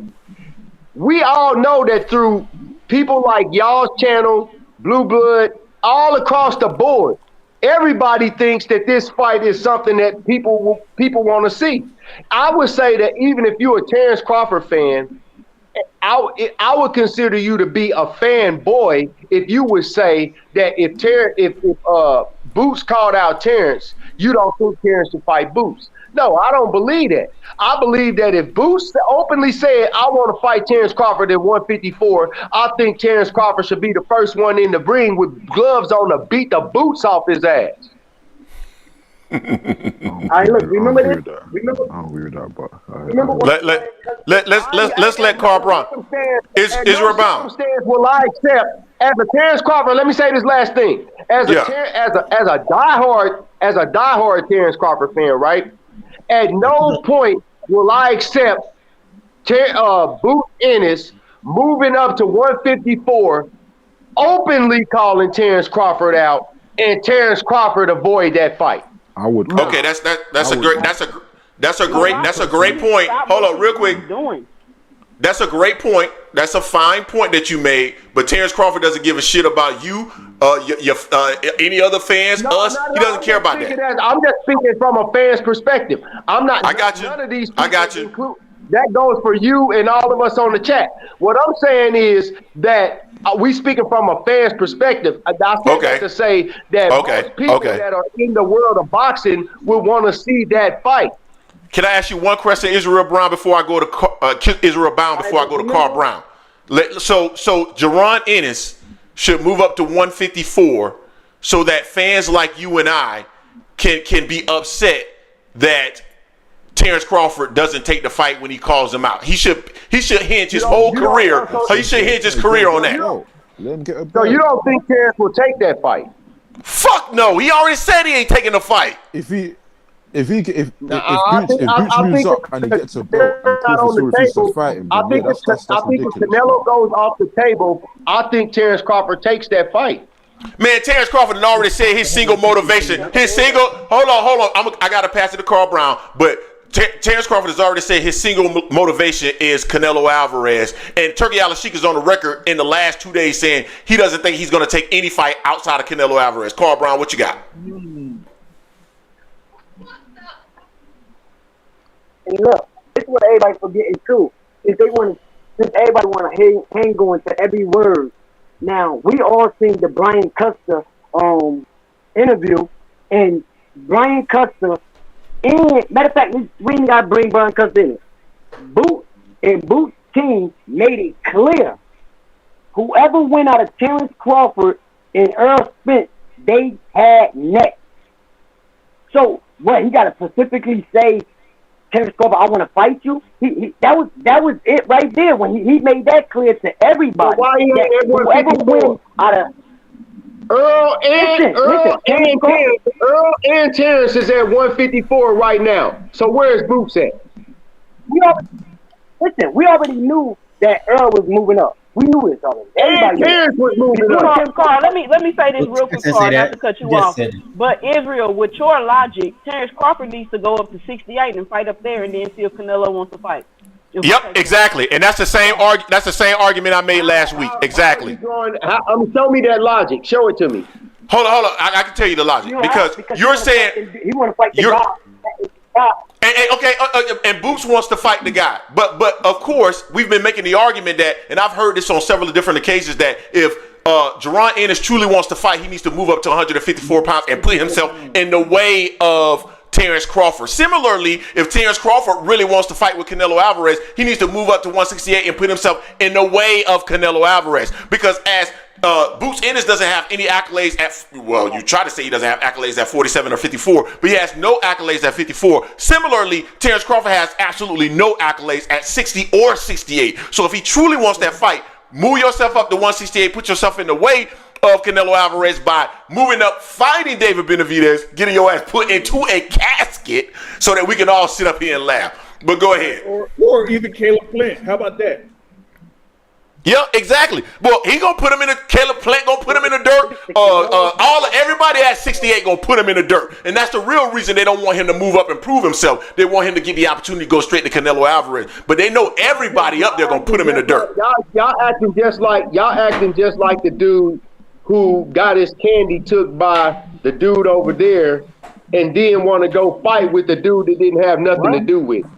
Terence Crawford called out Canelo. What kind of y'all see talking about Benavidez, Caleb Plant, Jaime Munguia, Muhammad Ali, Mike Tyson, all these other people. Terence Crawford called out Canelo Alvarez. Wait, hold on a second. When did Boots call out Terence Crawford? Multiple times. There ain't no fucking multiple times. When? But even in that aspect, I've already put in the request for brother Greg to send me that information for you. So what information is that, good brother? I'm going to contact my source in reference to Jerome Boots Ennis, and of course, my guy Jason knows who that is. And pretty much say like whether it was from 3 months ago, a year ago, 2 years ago, or I could just make the phone call and they could go over to the gym this week and we'll pose that same question that you brought up in reference to Terence Crawford at 154 and if Boots Ennis is interested in that fight. And he's going to say yes. I mean, come on. So those particular things that you're raising up in that particular do you think that fight does a big draw, honestly? Yes, I do. Hell yeah, I do. I honestly, I think it does pretty good too. I don't see which fight are we talking about? I can't see any reason why the fight shouldn't happen if Boots went up to 154 and said that he wanted that fight. I think that fight could be a pretty big draw, especially. What do we call it big? 154 first though. Where he go next? Like there's nothing between 140. No. She said no. She said go straight to Crawford, not go to 54 and then fight Crawford. She said go straight to Crawford. Oh no, at 54. No, you know what I'm saying either way. No, it don't. That don't matter. Yeah, I get you. No, I don't think that should matter. I'm just saying that obviously he would have to fight him at 154. Yeah. We all agree with that. Hey, real quick, guys. We got 146 people in the building, 110 likes. If you get the opportunity, make sure you smash the like button so that other people can find this content. If you're new to the channel, this is the Angry Man Podcast, L Sports Media, where we're always dropping boxing-related content, documentaries, takes, fight breakdowns, and even my own rap style. Jay know I'm one of the best to ever do it. I've been doing it since I was in college, man. I do it slow down. I do it like Lil Wayne. Israil, hold on. Israil Brown, you know my lyrics was on point. Go ahead. You remember the Gold Show? Those in the chat. If you listen to what Greg was doing earlier in the rap thing, hit the thumbs down button, and then Jesus Christ, it's haters everywhere. Dude, my rhymes. Hey, I'm gonna put a poll in the chat. If you like the intro that I put up there, give it a yes, and if you didn't like the intro, give it a no. But you guys got to stop hating on me because I do it all, man. I'm like Jamie Foxx. I write, I do documentaries, I do takes, I do raps, and I do finance. I do it all, baby. And I line you up too. I line you up too. What? You ain't good at everything, though, bro. Man, fuck you. You know I'm good at everything, man. You a hater, dog. Damn, you a hater.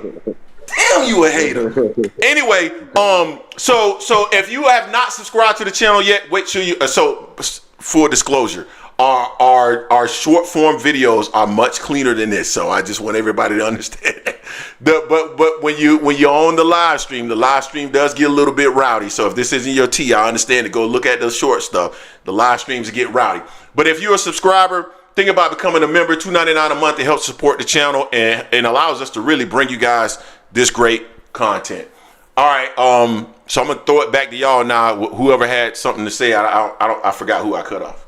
Nah, the brother was telling me he was going to try to get to his source and get some information brought forward about that as far as the 154 fight. But once again, I'm not saying that Boots is scared to fight Terence Crawford, but I know damn well Terence Crawford is not scared to fight Boots Ennis either. That's not. There's no reason for me to believe that. Yeah. I mean, I understand that. Like, the thing is, it's like, it could be business or related or whatever it is. Hey, I got a question. Hey, I got a question though. Mm-hmm. Hey, I got a question pertaining to Boots. Just to shift it up a little bit. The fight between Terence Crawford and Madrimov, right? Mm-hmm. Have we ever seen Boots have a similar struggle with a fighter?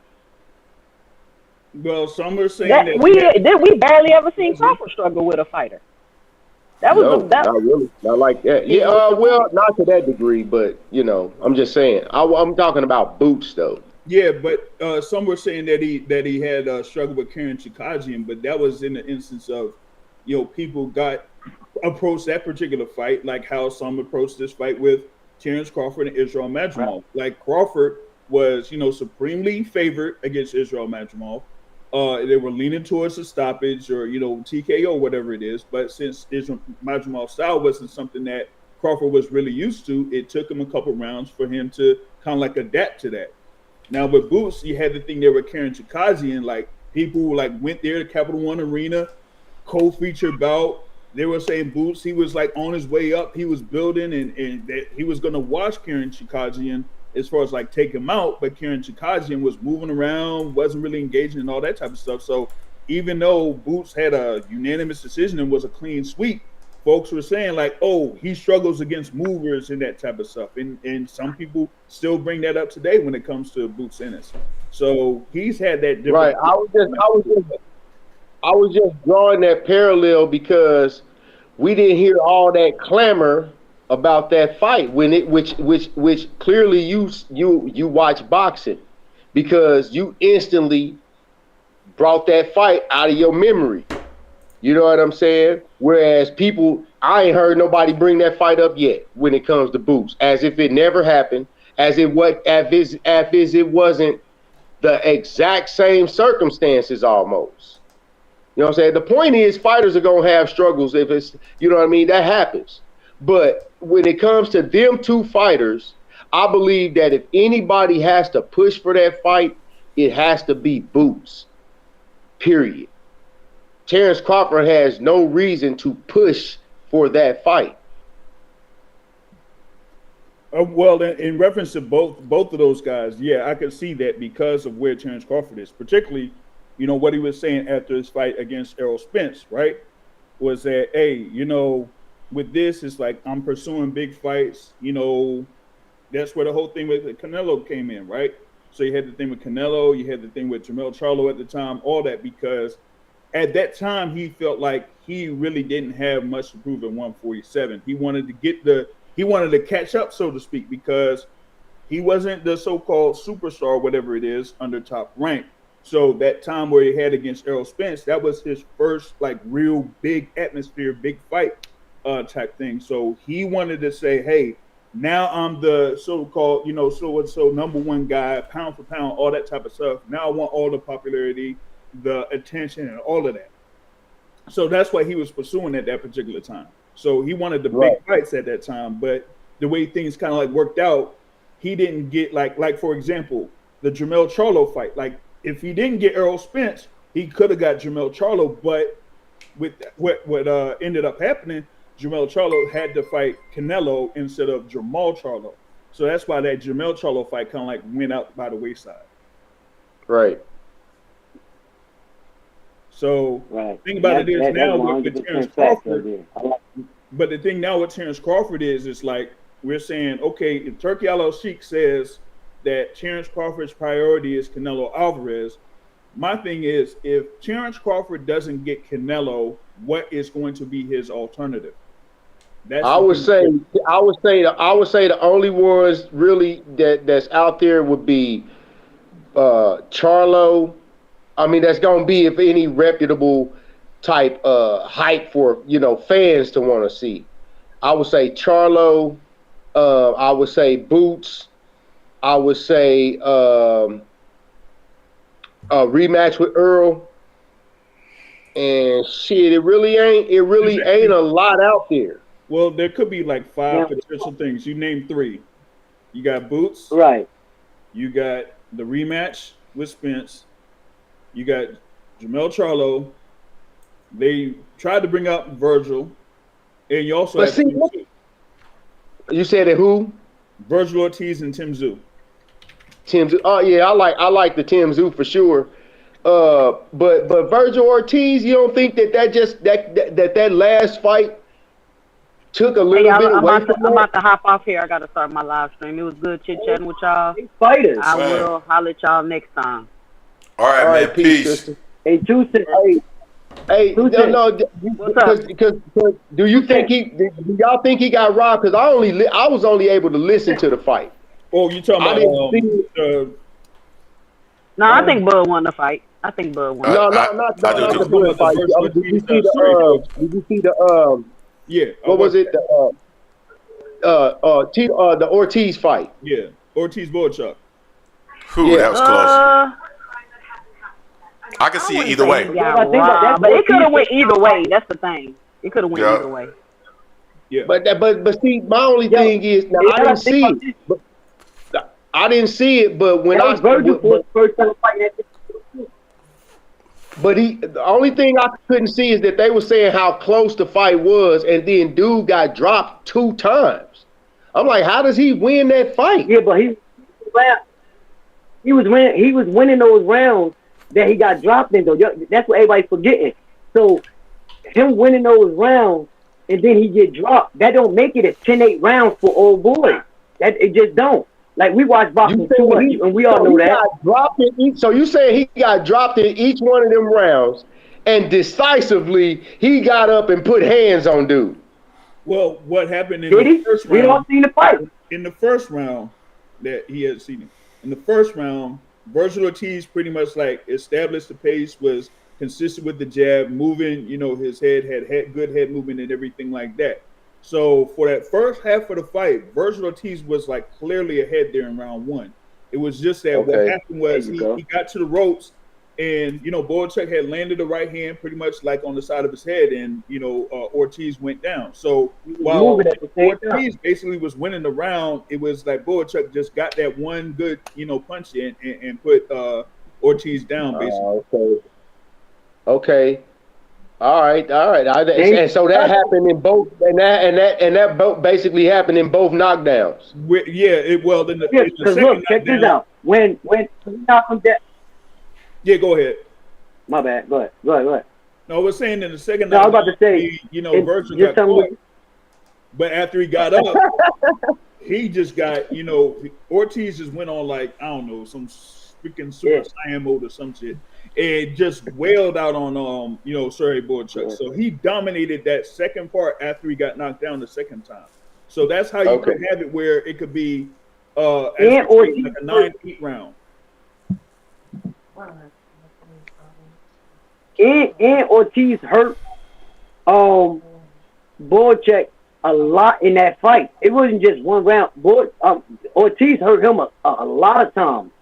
I think one time it was with a nice, clean body shot right under the elbow. And when he went to running, Ortiz didn't even – I was shocked that Ortiz didn't pick up on the time that Ortiz could have stopped him. And that's what I seen. When Ortiz had him hurt and he started running, it seemed like Ortiz was so gassed out that he couldn't even go for the kill. Yeah, the problem with Ortiz – when he rocked him a couple of times, I said – yeah, the problem with Ortiz is that he jumped in there and thought he was just gonna like mollywop, bruh, get him up out of there quick, and that was a mistake. And he went in there and he spent too much energy trying to mollywop him and get him up out of there quick. And then what ended up happening was he was already gassed by like round 5 and round 6. So even when he did get him in trouble or get him hurt, he just didn't have the energy to really go after him. So Ortiz got the fight. I thought it was a close fight. Could have went either way. Ortiz got it. I think Ortiz would be much better in a rematch because I think he would fight a much different fight. Yeah, he would. He would. It was just that. Yeah, he didn't. And I like that score. I like. Yeah, go ahead. I'm listening. We listening. I think I got a delay. That's probably why when I be talking. Yeah, it seems like you got a bit of a delay. Yeah. Y'all here talking to me? Yeah. I hear you, but it seems like you got a little bit of a delay. Yeah, I think. Oh, all right. Look, my bad. Look, I think that Ortiz, like, because we got to take into consideration too, like, 'cause that was his first fight at 154. He already had weight problems the last time when he had to go to the hospital. So my thing was that when Ortiz, just like you said, Greg, when Ortiz started that fight, Ortiz know that he hit hard. So Ortiz was like, I'm about to get this guy out of here. So, but Ortiz didn't realize that old boy could take a better punch than he actually, you know what I mean, than he showed. But old boy could take a punch. But Ortiz just didn't have just that little bit of to get that stoppage. Because it's a couple of times, like I said, I seen him hurt him, and that boy was ready to go. Like, he wasn't going to go without a fight, but you could see he was ready to go. And Ortiz just didn't have what was necessarily needed to get that stoppage. And when, like somebody said, when he got hurt in the first round, Ortiz was already dominating that round. And then after he got dropped, I mean, I said hurt, but after he got dropped, Ortiz get right back up, back on him. The fifth round, Ortiz got dropped, and both of the drops was legit. But what Ortiz do? Matter of fact, in that fifth round, Ortiz got back up and hurt Voracek. Voracek was on the run after he dropped Ortiz.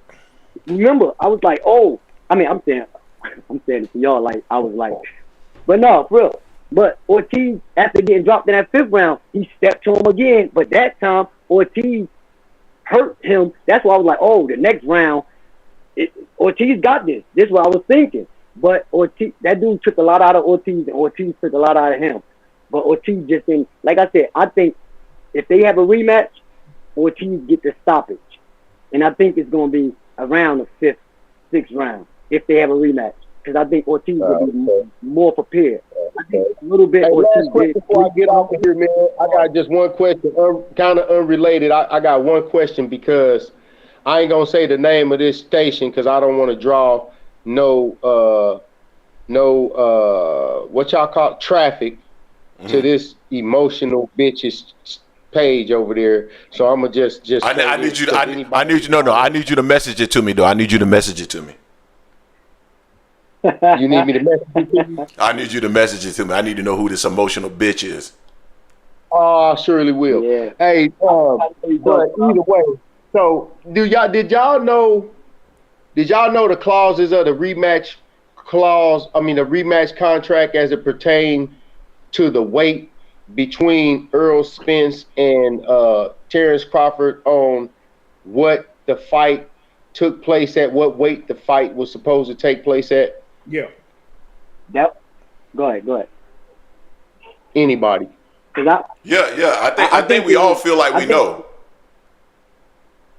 I think it was up to Errol Spence and Terence Crawford, where as long as they both agreed on it, it could have been at 147 or 154. But as long as they agreed on it, you got to think about what Terence Crawford's team said. We're going to say 147 because we know Earl don't want to fight at 147 no more. Y'all got to think about that was actually said out of their mouth. We're going to say the rematch going to be at 147 because we don't want to do the rematch, and they felt like it was a waste of time when Earl said if he fight Terence Crawford again, he wanted to be at a higher weight. He said that in the ring. So that's why Terence Crawford and his team, well, Terence Crawford never came out and said it, but his team was on video actually saying it's going to be at 147. So, right. That's what I have a question. Is this emotional guy? Is it coming from a tweet that the person posted? I'm sorry. That the person that I guess you're referring to that you want was that like posted like on X or Twitter or whatever it is? Oh no, sir. No. Okay. Because I thought I had an idea of who that is, but no. Y'all have the station. I'll drop it in the private chat. Yeah, the private chat. We got a little chat right up there. Just drop it in the chat real quick because I think we all interested in knowing who that is. I can do it from this app that I'm on right here. Yep. There's a little chat button right there. You can drop it in there. We'll all see it. Which? Oh, I see it. I see it. Okay. I truly enjoyed myself. I truly enjoyed myself with y'all. I'm about to go have me some family time. About to get ready to eat some dinner. I got my Broncos playing tonight. You know what I mean? And like I said, Greg, all y'all, man. I respect the channel from day one, man. Like, you know what I mean? And I continue to respect it. If I don't ever make another live, catch another live with y'all, I definitely always be in the chat. And I always, you know what I mean? I'm just a boxing fan, just like all of us. You know what I mean? And I really did enjoy this conversation with every last one of y'all, man. For real. I appreciate it, man. We appreciate that you guys enjoyed, and that's really what the channel is about, man. Different perspectives. Coming together and talking about the sport. That's what we really enjoy, to be quite honest with you, Jason and I. And as you can see, we don't really give a damn if you have a different perspective or opinion. I could care less. I just want to kind of chop it up and hear what everybody got to say. Y'all so been appreciate like that you, since fam. day one. Yeah, man. Appreciate that. Y'all been like that. Hey, yo, and I want to get something clear too.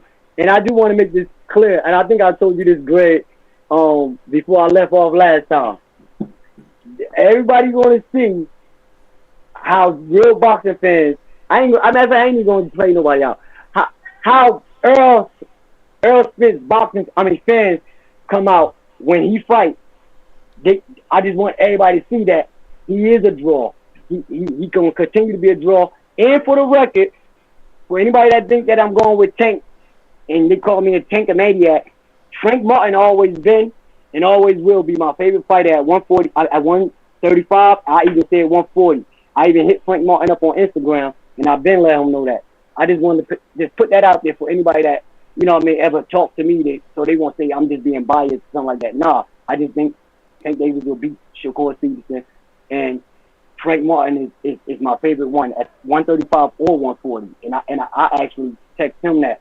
You know what I mean? So I just wanted to put that out there. And like I said, I really enjoyed talking to y'all, man. I really enjoy everything that y'all talk about. I like the fact that y'all keep it real, everything, man, for real.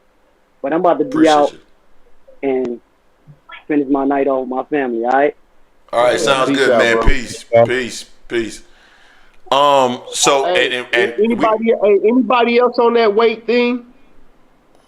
What weight thing? Anybody have anything different than that? The weight of the fight, because that's not it. That's not what the contract says. I want the boxing source to chime in on it. Yeah. Go ahead. I've seen who he posted there. Yeah, I did too.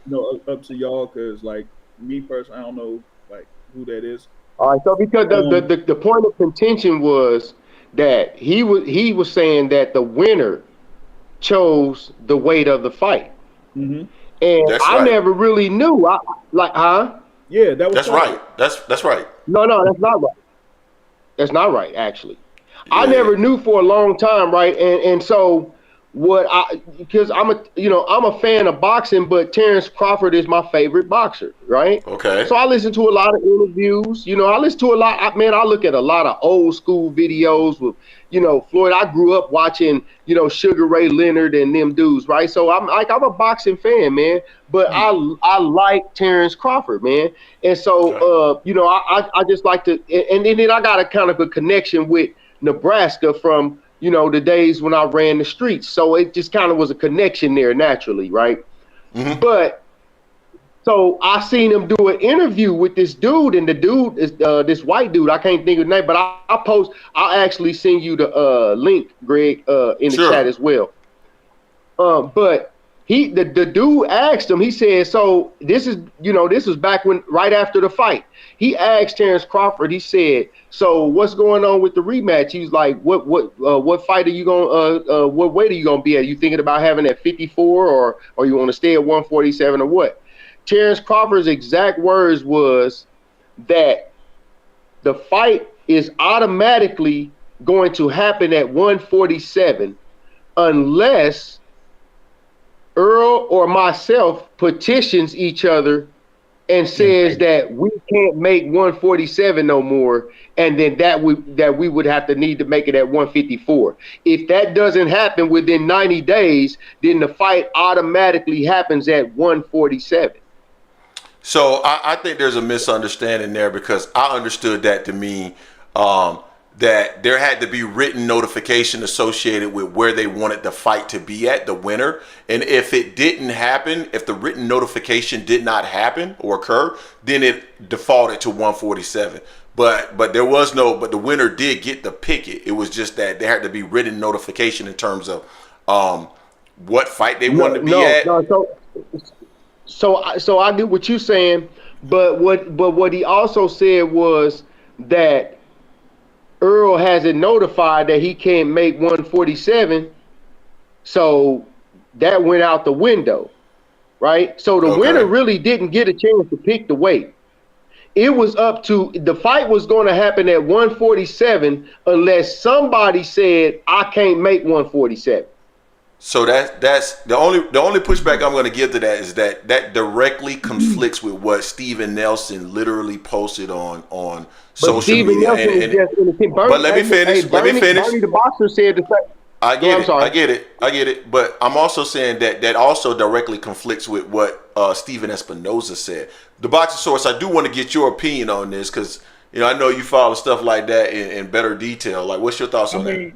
I mean that's kind of interesting, because even like after the fight happened or after the fight took place, when they had the post-fight press conference there with Terence Crawford, he was like saying that he was saying that he had issues trying to get down to 147 himself. So if he was going to have the particular fight at 154, then he wouldn't have likely minded it, because it's like, well, I'm still having issues trying to get to 147 to cut to 147. So if it's around 154, like I could, if I want to pick 154, hey, I could just go ahead and do that. So, my thing is like that particular part of the rematch clause is kind of like, muddled a little bit, because it's like, well, we know about the thing with Errol Spence and his intentions and why he wanted to have that undisputed title fight at 147 and Terence Crawford alone, because he felt like, listen, I'm getting down to 147. I'm getting too, quote unquote,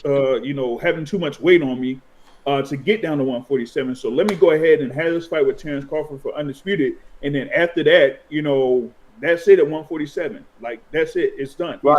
Yeah, I'm with y'all on it as far as the you know what I'm saying, what the terms of it was up in the fight. But all of those were just things we heard that were conjecture. This was the first time that I heard Terence Crawford speak to specifics of the contract, though. He spoke to what the contract actually said. Send the link. Send the link. We'll bring it up right now. Send the link. We'll bring it up right now. Yeah. Send the link. Back out of my phone without. I don't know how to back out without. Okay. Without, No worries. All I'll tell you is that my understanding of that was different. Let me tell you this. Let me tell you how to find it real quick. Go to if you go to YouTube and you type in Terence Crawford, Earl Spence rematch contract, and then put 147 ? And you'll see Terence Crawford on a short reel. It's like a blue type screen or whatever. He's sitting in the car, I believe. Here you go. I got it. Dude. Well, yeah, he exercises rematch, and that's where the fight that should listen. I got it next. So we shall see. How negotiations go and how everything goes. So I'm gonna pause this right now. Israil Bound, and here's why I'm gonna pause it, because the first thing he said was, "We'll see how negotiations go." What they had been talking about. Let me finish. I'm gonna keep listening, but let me finish. When you say how negotiation, it was well known that they had already ironed out all the contract details, specifically because they didn't want that same thing. I understand, but I understand. Before the fight, they already had ironed out all the rematch clause negotiations because they did not want what happened the first time around the negotiations to happen again. The fact that Terence Crawford actually, let me finish. The fact that Terence Crawford actually mentioned the negotiations tells me that what they stated, what was out there was true, that he was trying to renegotiate terms by using 147 as the leverage because he got the opportunity to pick the weight. Now I'm gonna go ahead and finish playing it. Let me say one more thing before you do. Yeah. Go ahead, Israel. So the reason why that became a point of issue is because he was asking him about the weight, which you about to see. It's not what you think. Go ahead, I'll let you play it. Go ahead. Okay, let me play it. And I'm back in training. Are you thinking about doing it at the 154-pound weight class, or are you going to stick to the rematch at 47, which is where it should be because that's where it happened? Well, the contract states that either one or the other got to notify, in writing that he no longer can make the weight. If not, then the fight will be at 47. So the contract states that it have to go at 47 since neither I or Errol notified each other stating that we can't make the weight anymore. Well, yeah, he exercises rematch, and that's So one thing that doesn't make sense to me is to the point that the boxing source made earlier. He said he had already had difficulties making the weight. So why is it that he would not make it known that he had problems making the weight and could no longer make it? Okay, so I had this discussion with somebody else, and if you know that this is like in the ring, Earl is not my friend, right? We're here to fight against each other. Yeah. And if I know that you're struggling to get down here to fight me at 147, yeah, it's hard for me to get here too, but I got here, and I think I can get here again. And he missed the weight the first time. He missed the weight the first time, and that's facts. Who did? Terence Crawford on the first weigh-in. Terence Crawford missed the weight, and I know somebody that was there that validated that. Yeah, okay, I would need to see facts proof of that. But I know someone. All I'm saying is Israel Bound. I know someone who has no skin in the game in regards to Terence Crawford or Errol Spence that literally was tied to a fighter that was on that card and was there and confirmed he missed the weight the first time. Go ahead, the boxing floor. Real quick on that, like a lot of y'all know in reference to the whole thing, in reference to weigh-ins and the stuff that's the day of the fight. Well, that's what they call a ceremonial weigh-in. The actual weigh-in happens in the morning, pretty much at about 9 a.m. Local time when it comes to like Las Vegas. So they'll have the initial weigh-in, and then what they get from that, then they'll just carry it over to the ceremonial weigh-in. So that's just a little tidbit for y'all out there. Right. So I'm saying that I never seen anything about either fighter missing the weight, but that's neither here nor there. My point was that the winner did not get to choose the weight. That's not how that went. Yeah, according to Terence Crawford. Now, according to other people, but hold on. I hear you, but according to Steven Espinoza, when it was released that Terence Crawford was trying to literally use the weight clause to negotiate, Steven Espinoza basically commented on it and said the weight clause, that wasn't the intent, that wasn't the what was the word that he used, the spirit in which the contract was written. So he's speaking to that specifically for a reason. You know what I'm saying, fam? So that's according to Terence Crawford. What ties did Steve? Let me ask you this: what ties would Steven Espinoza have to that contract? He was the head of Showtime. They were directly involved with it. He's the head of Showtime, right? Yes. But the contract was between Earl Spence and Terence Crawford. That's fine. So you don't. Attorney. That's fine. So you don't think he would? Steven Espinoza is a lawyer. See, hold on. Steven Espinoza is a lawyer, and he would understand what the contract was.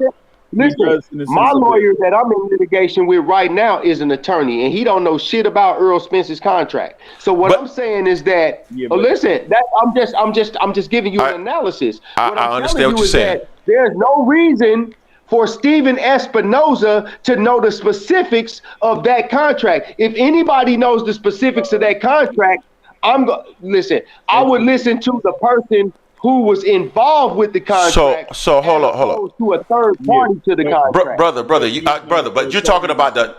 Yeah. He's not a third. When you think about Showtime, all of this is intertwined, brother. All of this is interconnected. That means that Showtime is involved with all of these negotiations. Steven Espinosa is involved with all of these negotiations. He is privy to the details of those contracts because it includes the cut of money that Showtime gets, fam. He knows what's in the contract. Have we ever heard? Hey, have we ever heard false news from Steven Espinosa before? Oh my God! Now you said first. You said he didn't have any. Okay, so what you're saying is you think. So what you saying? All right. So what you saying, Greg? So what, if I'm gathering this right, what you're saying is you think Terence Crawford is lying about the contract. So and what I gather is you believe that Steven Espinosa, and I'm saying that either one of them can be lying, and Terence Crawford is not above lying to make himself look good in the public's eye. I agree. But I'm saying this is the fight is over. The fight is over. And he's on nationally syndicated social media.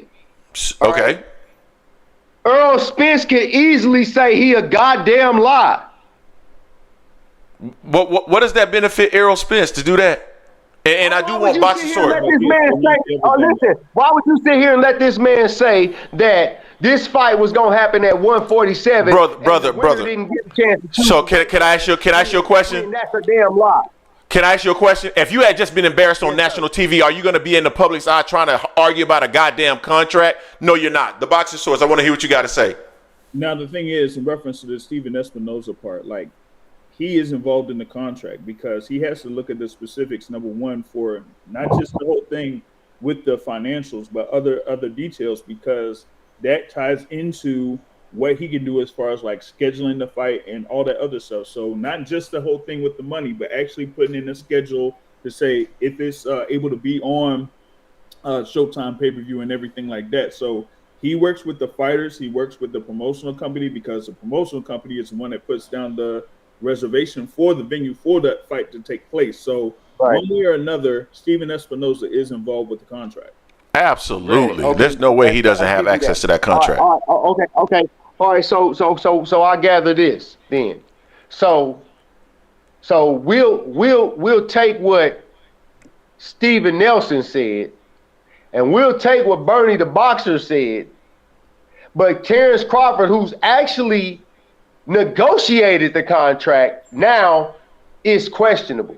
Now he probably lying. He probably trying to make himself look good. Whereas anybody who, including Steven Espinosa, who knows about the contract, could come out and say, Terence Crawford's a goddamn lie. The winner got to choose the weight class.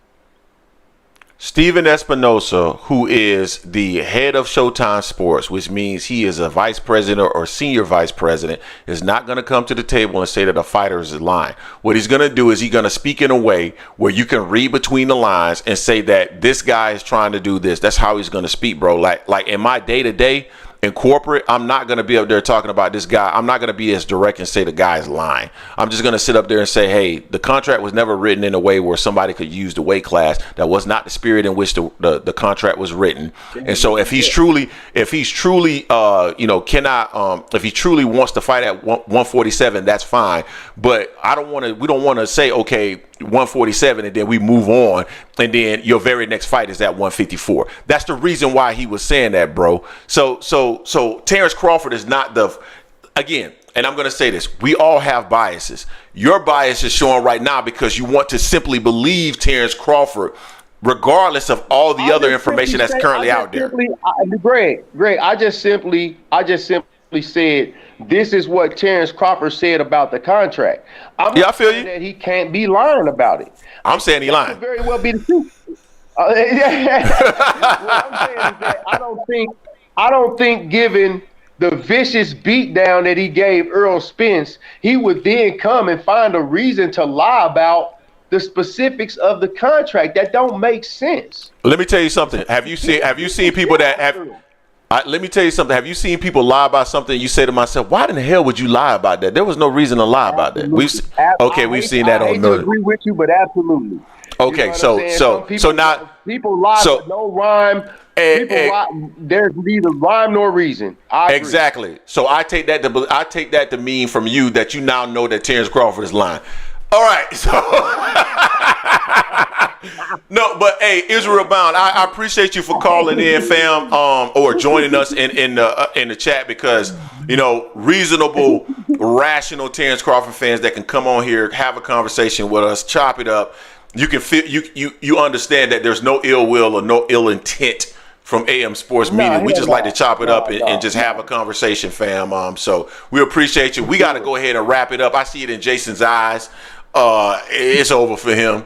I don't think he ain't got the energy of like somebody like the boxing sword and Greg. We got the kind of longevity and stamina.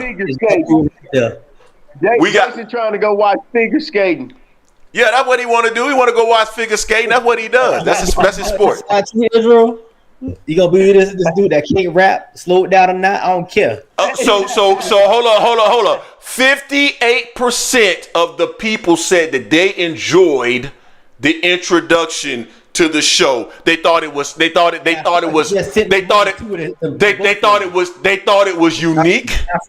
They thought it was something that you haven't seen on other channels. Jason, you need to embrace what it is that I bring. There's no reason for you to downplay and hate all my rap skills. There's no reason for it, brother. The hate is just. I think Greg. They probably got one of them glasses just like you got on the desk, Greg. Hey, say that one more time. But hey, they probably got one of them shot glasses on the desk just like you. Hey, but at the end of the day, hey, I appreciate it, man. As always, I'll be back, man. All right, appreciate you, fam. Y'all be safe, man. All right, man. Later. Peace. Man, anyway, I'm spending some of the hardest bars that ever been out there, man. I can't even lie to y'all. All right, this has been our show. Hey, dog, why every time I talk you hate, bro? Damn. Can I live? Can I live? All the 58% of the people say they enjoyed it. Why don't you just start hating, man? Okay, thank you. I saw you giving them the super chats back to the people to vote for you. I saw that shit.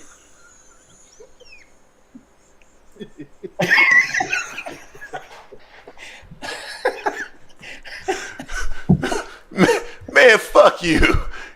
Just for that right here. Try to tell them. Multiple styles, multiple skills. Boy, they loving it, Jay.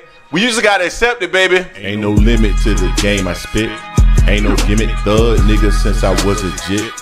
Woo! Since I was a jit, you know I'm from Florida. Woo! You know I'm from Florida. Down, so you ain't from Florida no more, man. Oh, they say Showbiz rap too. No, I ain't gonna battle Showbiz. That's my dog. I ain't gonna battle him. I'll battle. I'll battle. So it's interesting. The gentleman that Israil Bound was talking about, he is emotional. I know you don't know him, Boxing Swords. I know you don't know him. He's one of the most emotional. He's a big Devin Haney fan. Actually, you know what? I think I know what you're talking about. Big Devin Haney fan. Very emotional. I'm not tight. Like people think that like we got into bed and started crying when Errol Spence lost the fight. Like, you know what I'm saying? Like, man, I ain't gonna lie, I ain't sleep good because I was up there, man, texting and all that stuff, man, trying to see what was going on. But outside of that, man, the very next night, I slept like a baby. Because stuff like that, I don't get emotional tied to have an emotional tie to a boxer. Some of these dudes, and Source, you've been around for a long time. There's a lot of these channels out there that are bought and paid for. And I think he's one of them. I think there's some others that are bought and paid for. And it's very clear in the way that they behave. And so he behaves in a way that, super emotional, man. Like, but it is what it is. I understand what old boy talking about for sure on that one. Yeah. Got you now. Yep. So I think that's our show. Jay, you want to give people all the people that gave to the channel, some love on the outro while I play this dope ass song in the background. Go ahead. Hellcat with the Henny sounding like a Harley. Triple white with the Sprite got me feeling godly. Got me feeling godly. You like I said, I ain't say godly, I said godly. I made it rhyme like that, you know what I'm saying? Man, I'm a heartless bitch. My ears on my nose, color this shit. Chill! Some give y'all a little taste, man. It's like bleeding out my eyes. This shit is like trash. that, y'all know. Oh, man. Shout out to Free Stamp $4.99. Tunnel Vision 5. Big Ed $4.99. $4.99 again from Big Ed. $1.99 from Big Ed. $4.99 for Big Ed. Barbara D5. ASVP TV $4.99 twice. And Cornelius Burnett $4.99. Appreciate y'all. I'm gonna tell you something. Jason jealous of me, and he's been like that for a long time. Since I met him, he's been jealous of me, trying to tear me down. He's been trying to tear me down since the 90s. There. You full of shit, Barry Hollowitz. Oh man. Woo! He's been trying to tear me down. He's been trying to ruin my confidence because he sees what I'm doing out here in these streets. He knows I'm the man, and he has a problem with it. It's okay, man. You know what I'm saying? I'm your homeboy. You should embrace me. We gonna rise together. My shine is your shine. I'm your homeboy, which is what I'm telling you. Stop the bars. I'm not gonna stop shit. I'm gonna come up with another. I'm gonna have another one next week, you son bitch. I'm gonna have another one next week, you son bitch. I'm gonna drop a bar every goddamn week. Oh man. Slow it down more. It'll be better. And anyway, that's our show. I hope you guys were thoroughly entertained today. That's the whole point of the show. That was the whole point of the rap song earlier, and it sounds good when you play it very, very low. Man, fuck Slogan 1. Man, goddamn, I'm so tired of him. He slicked it. Slogan 1 slick disses me every fucking week. Every week he slick disses me. I'm so sick of him. Hey, listen, I'm good, man. I'm good. Appreciate you guys for joining the show. Next week I'll have another rap song for you guys, man. I'll probably do something. I'll probably give y'all a little juvenile type of flow. Maybe a Tupac. I can do it all. So until next time, peace.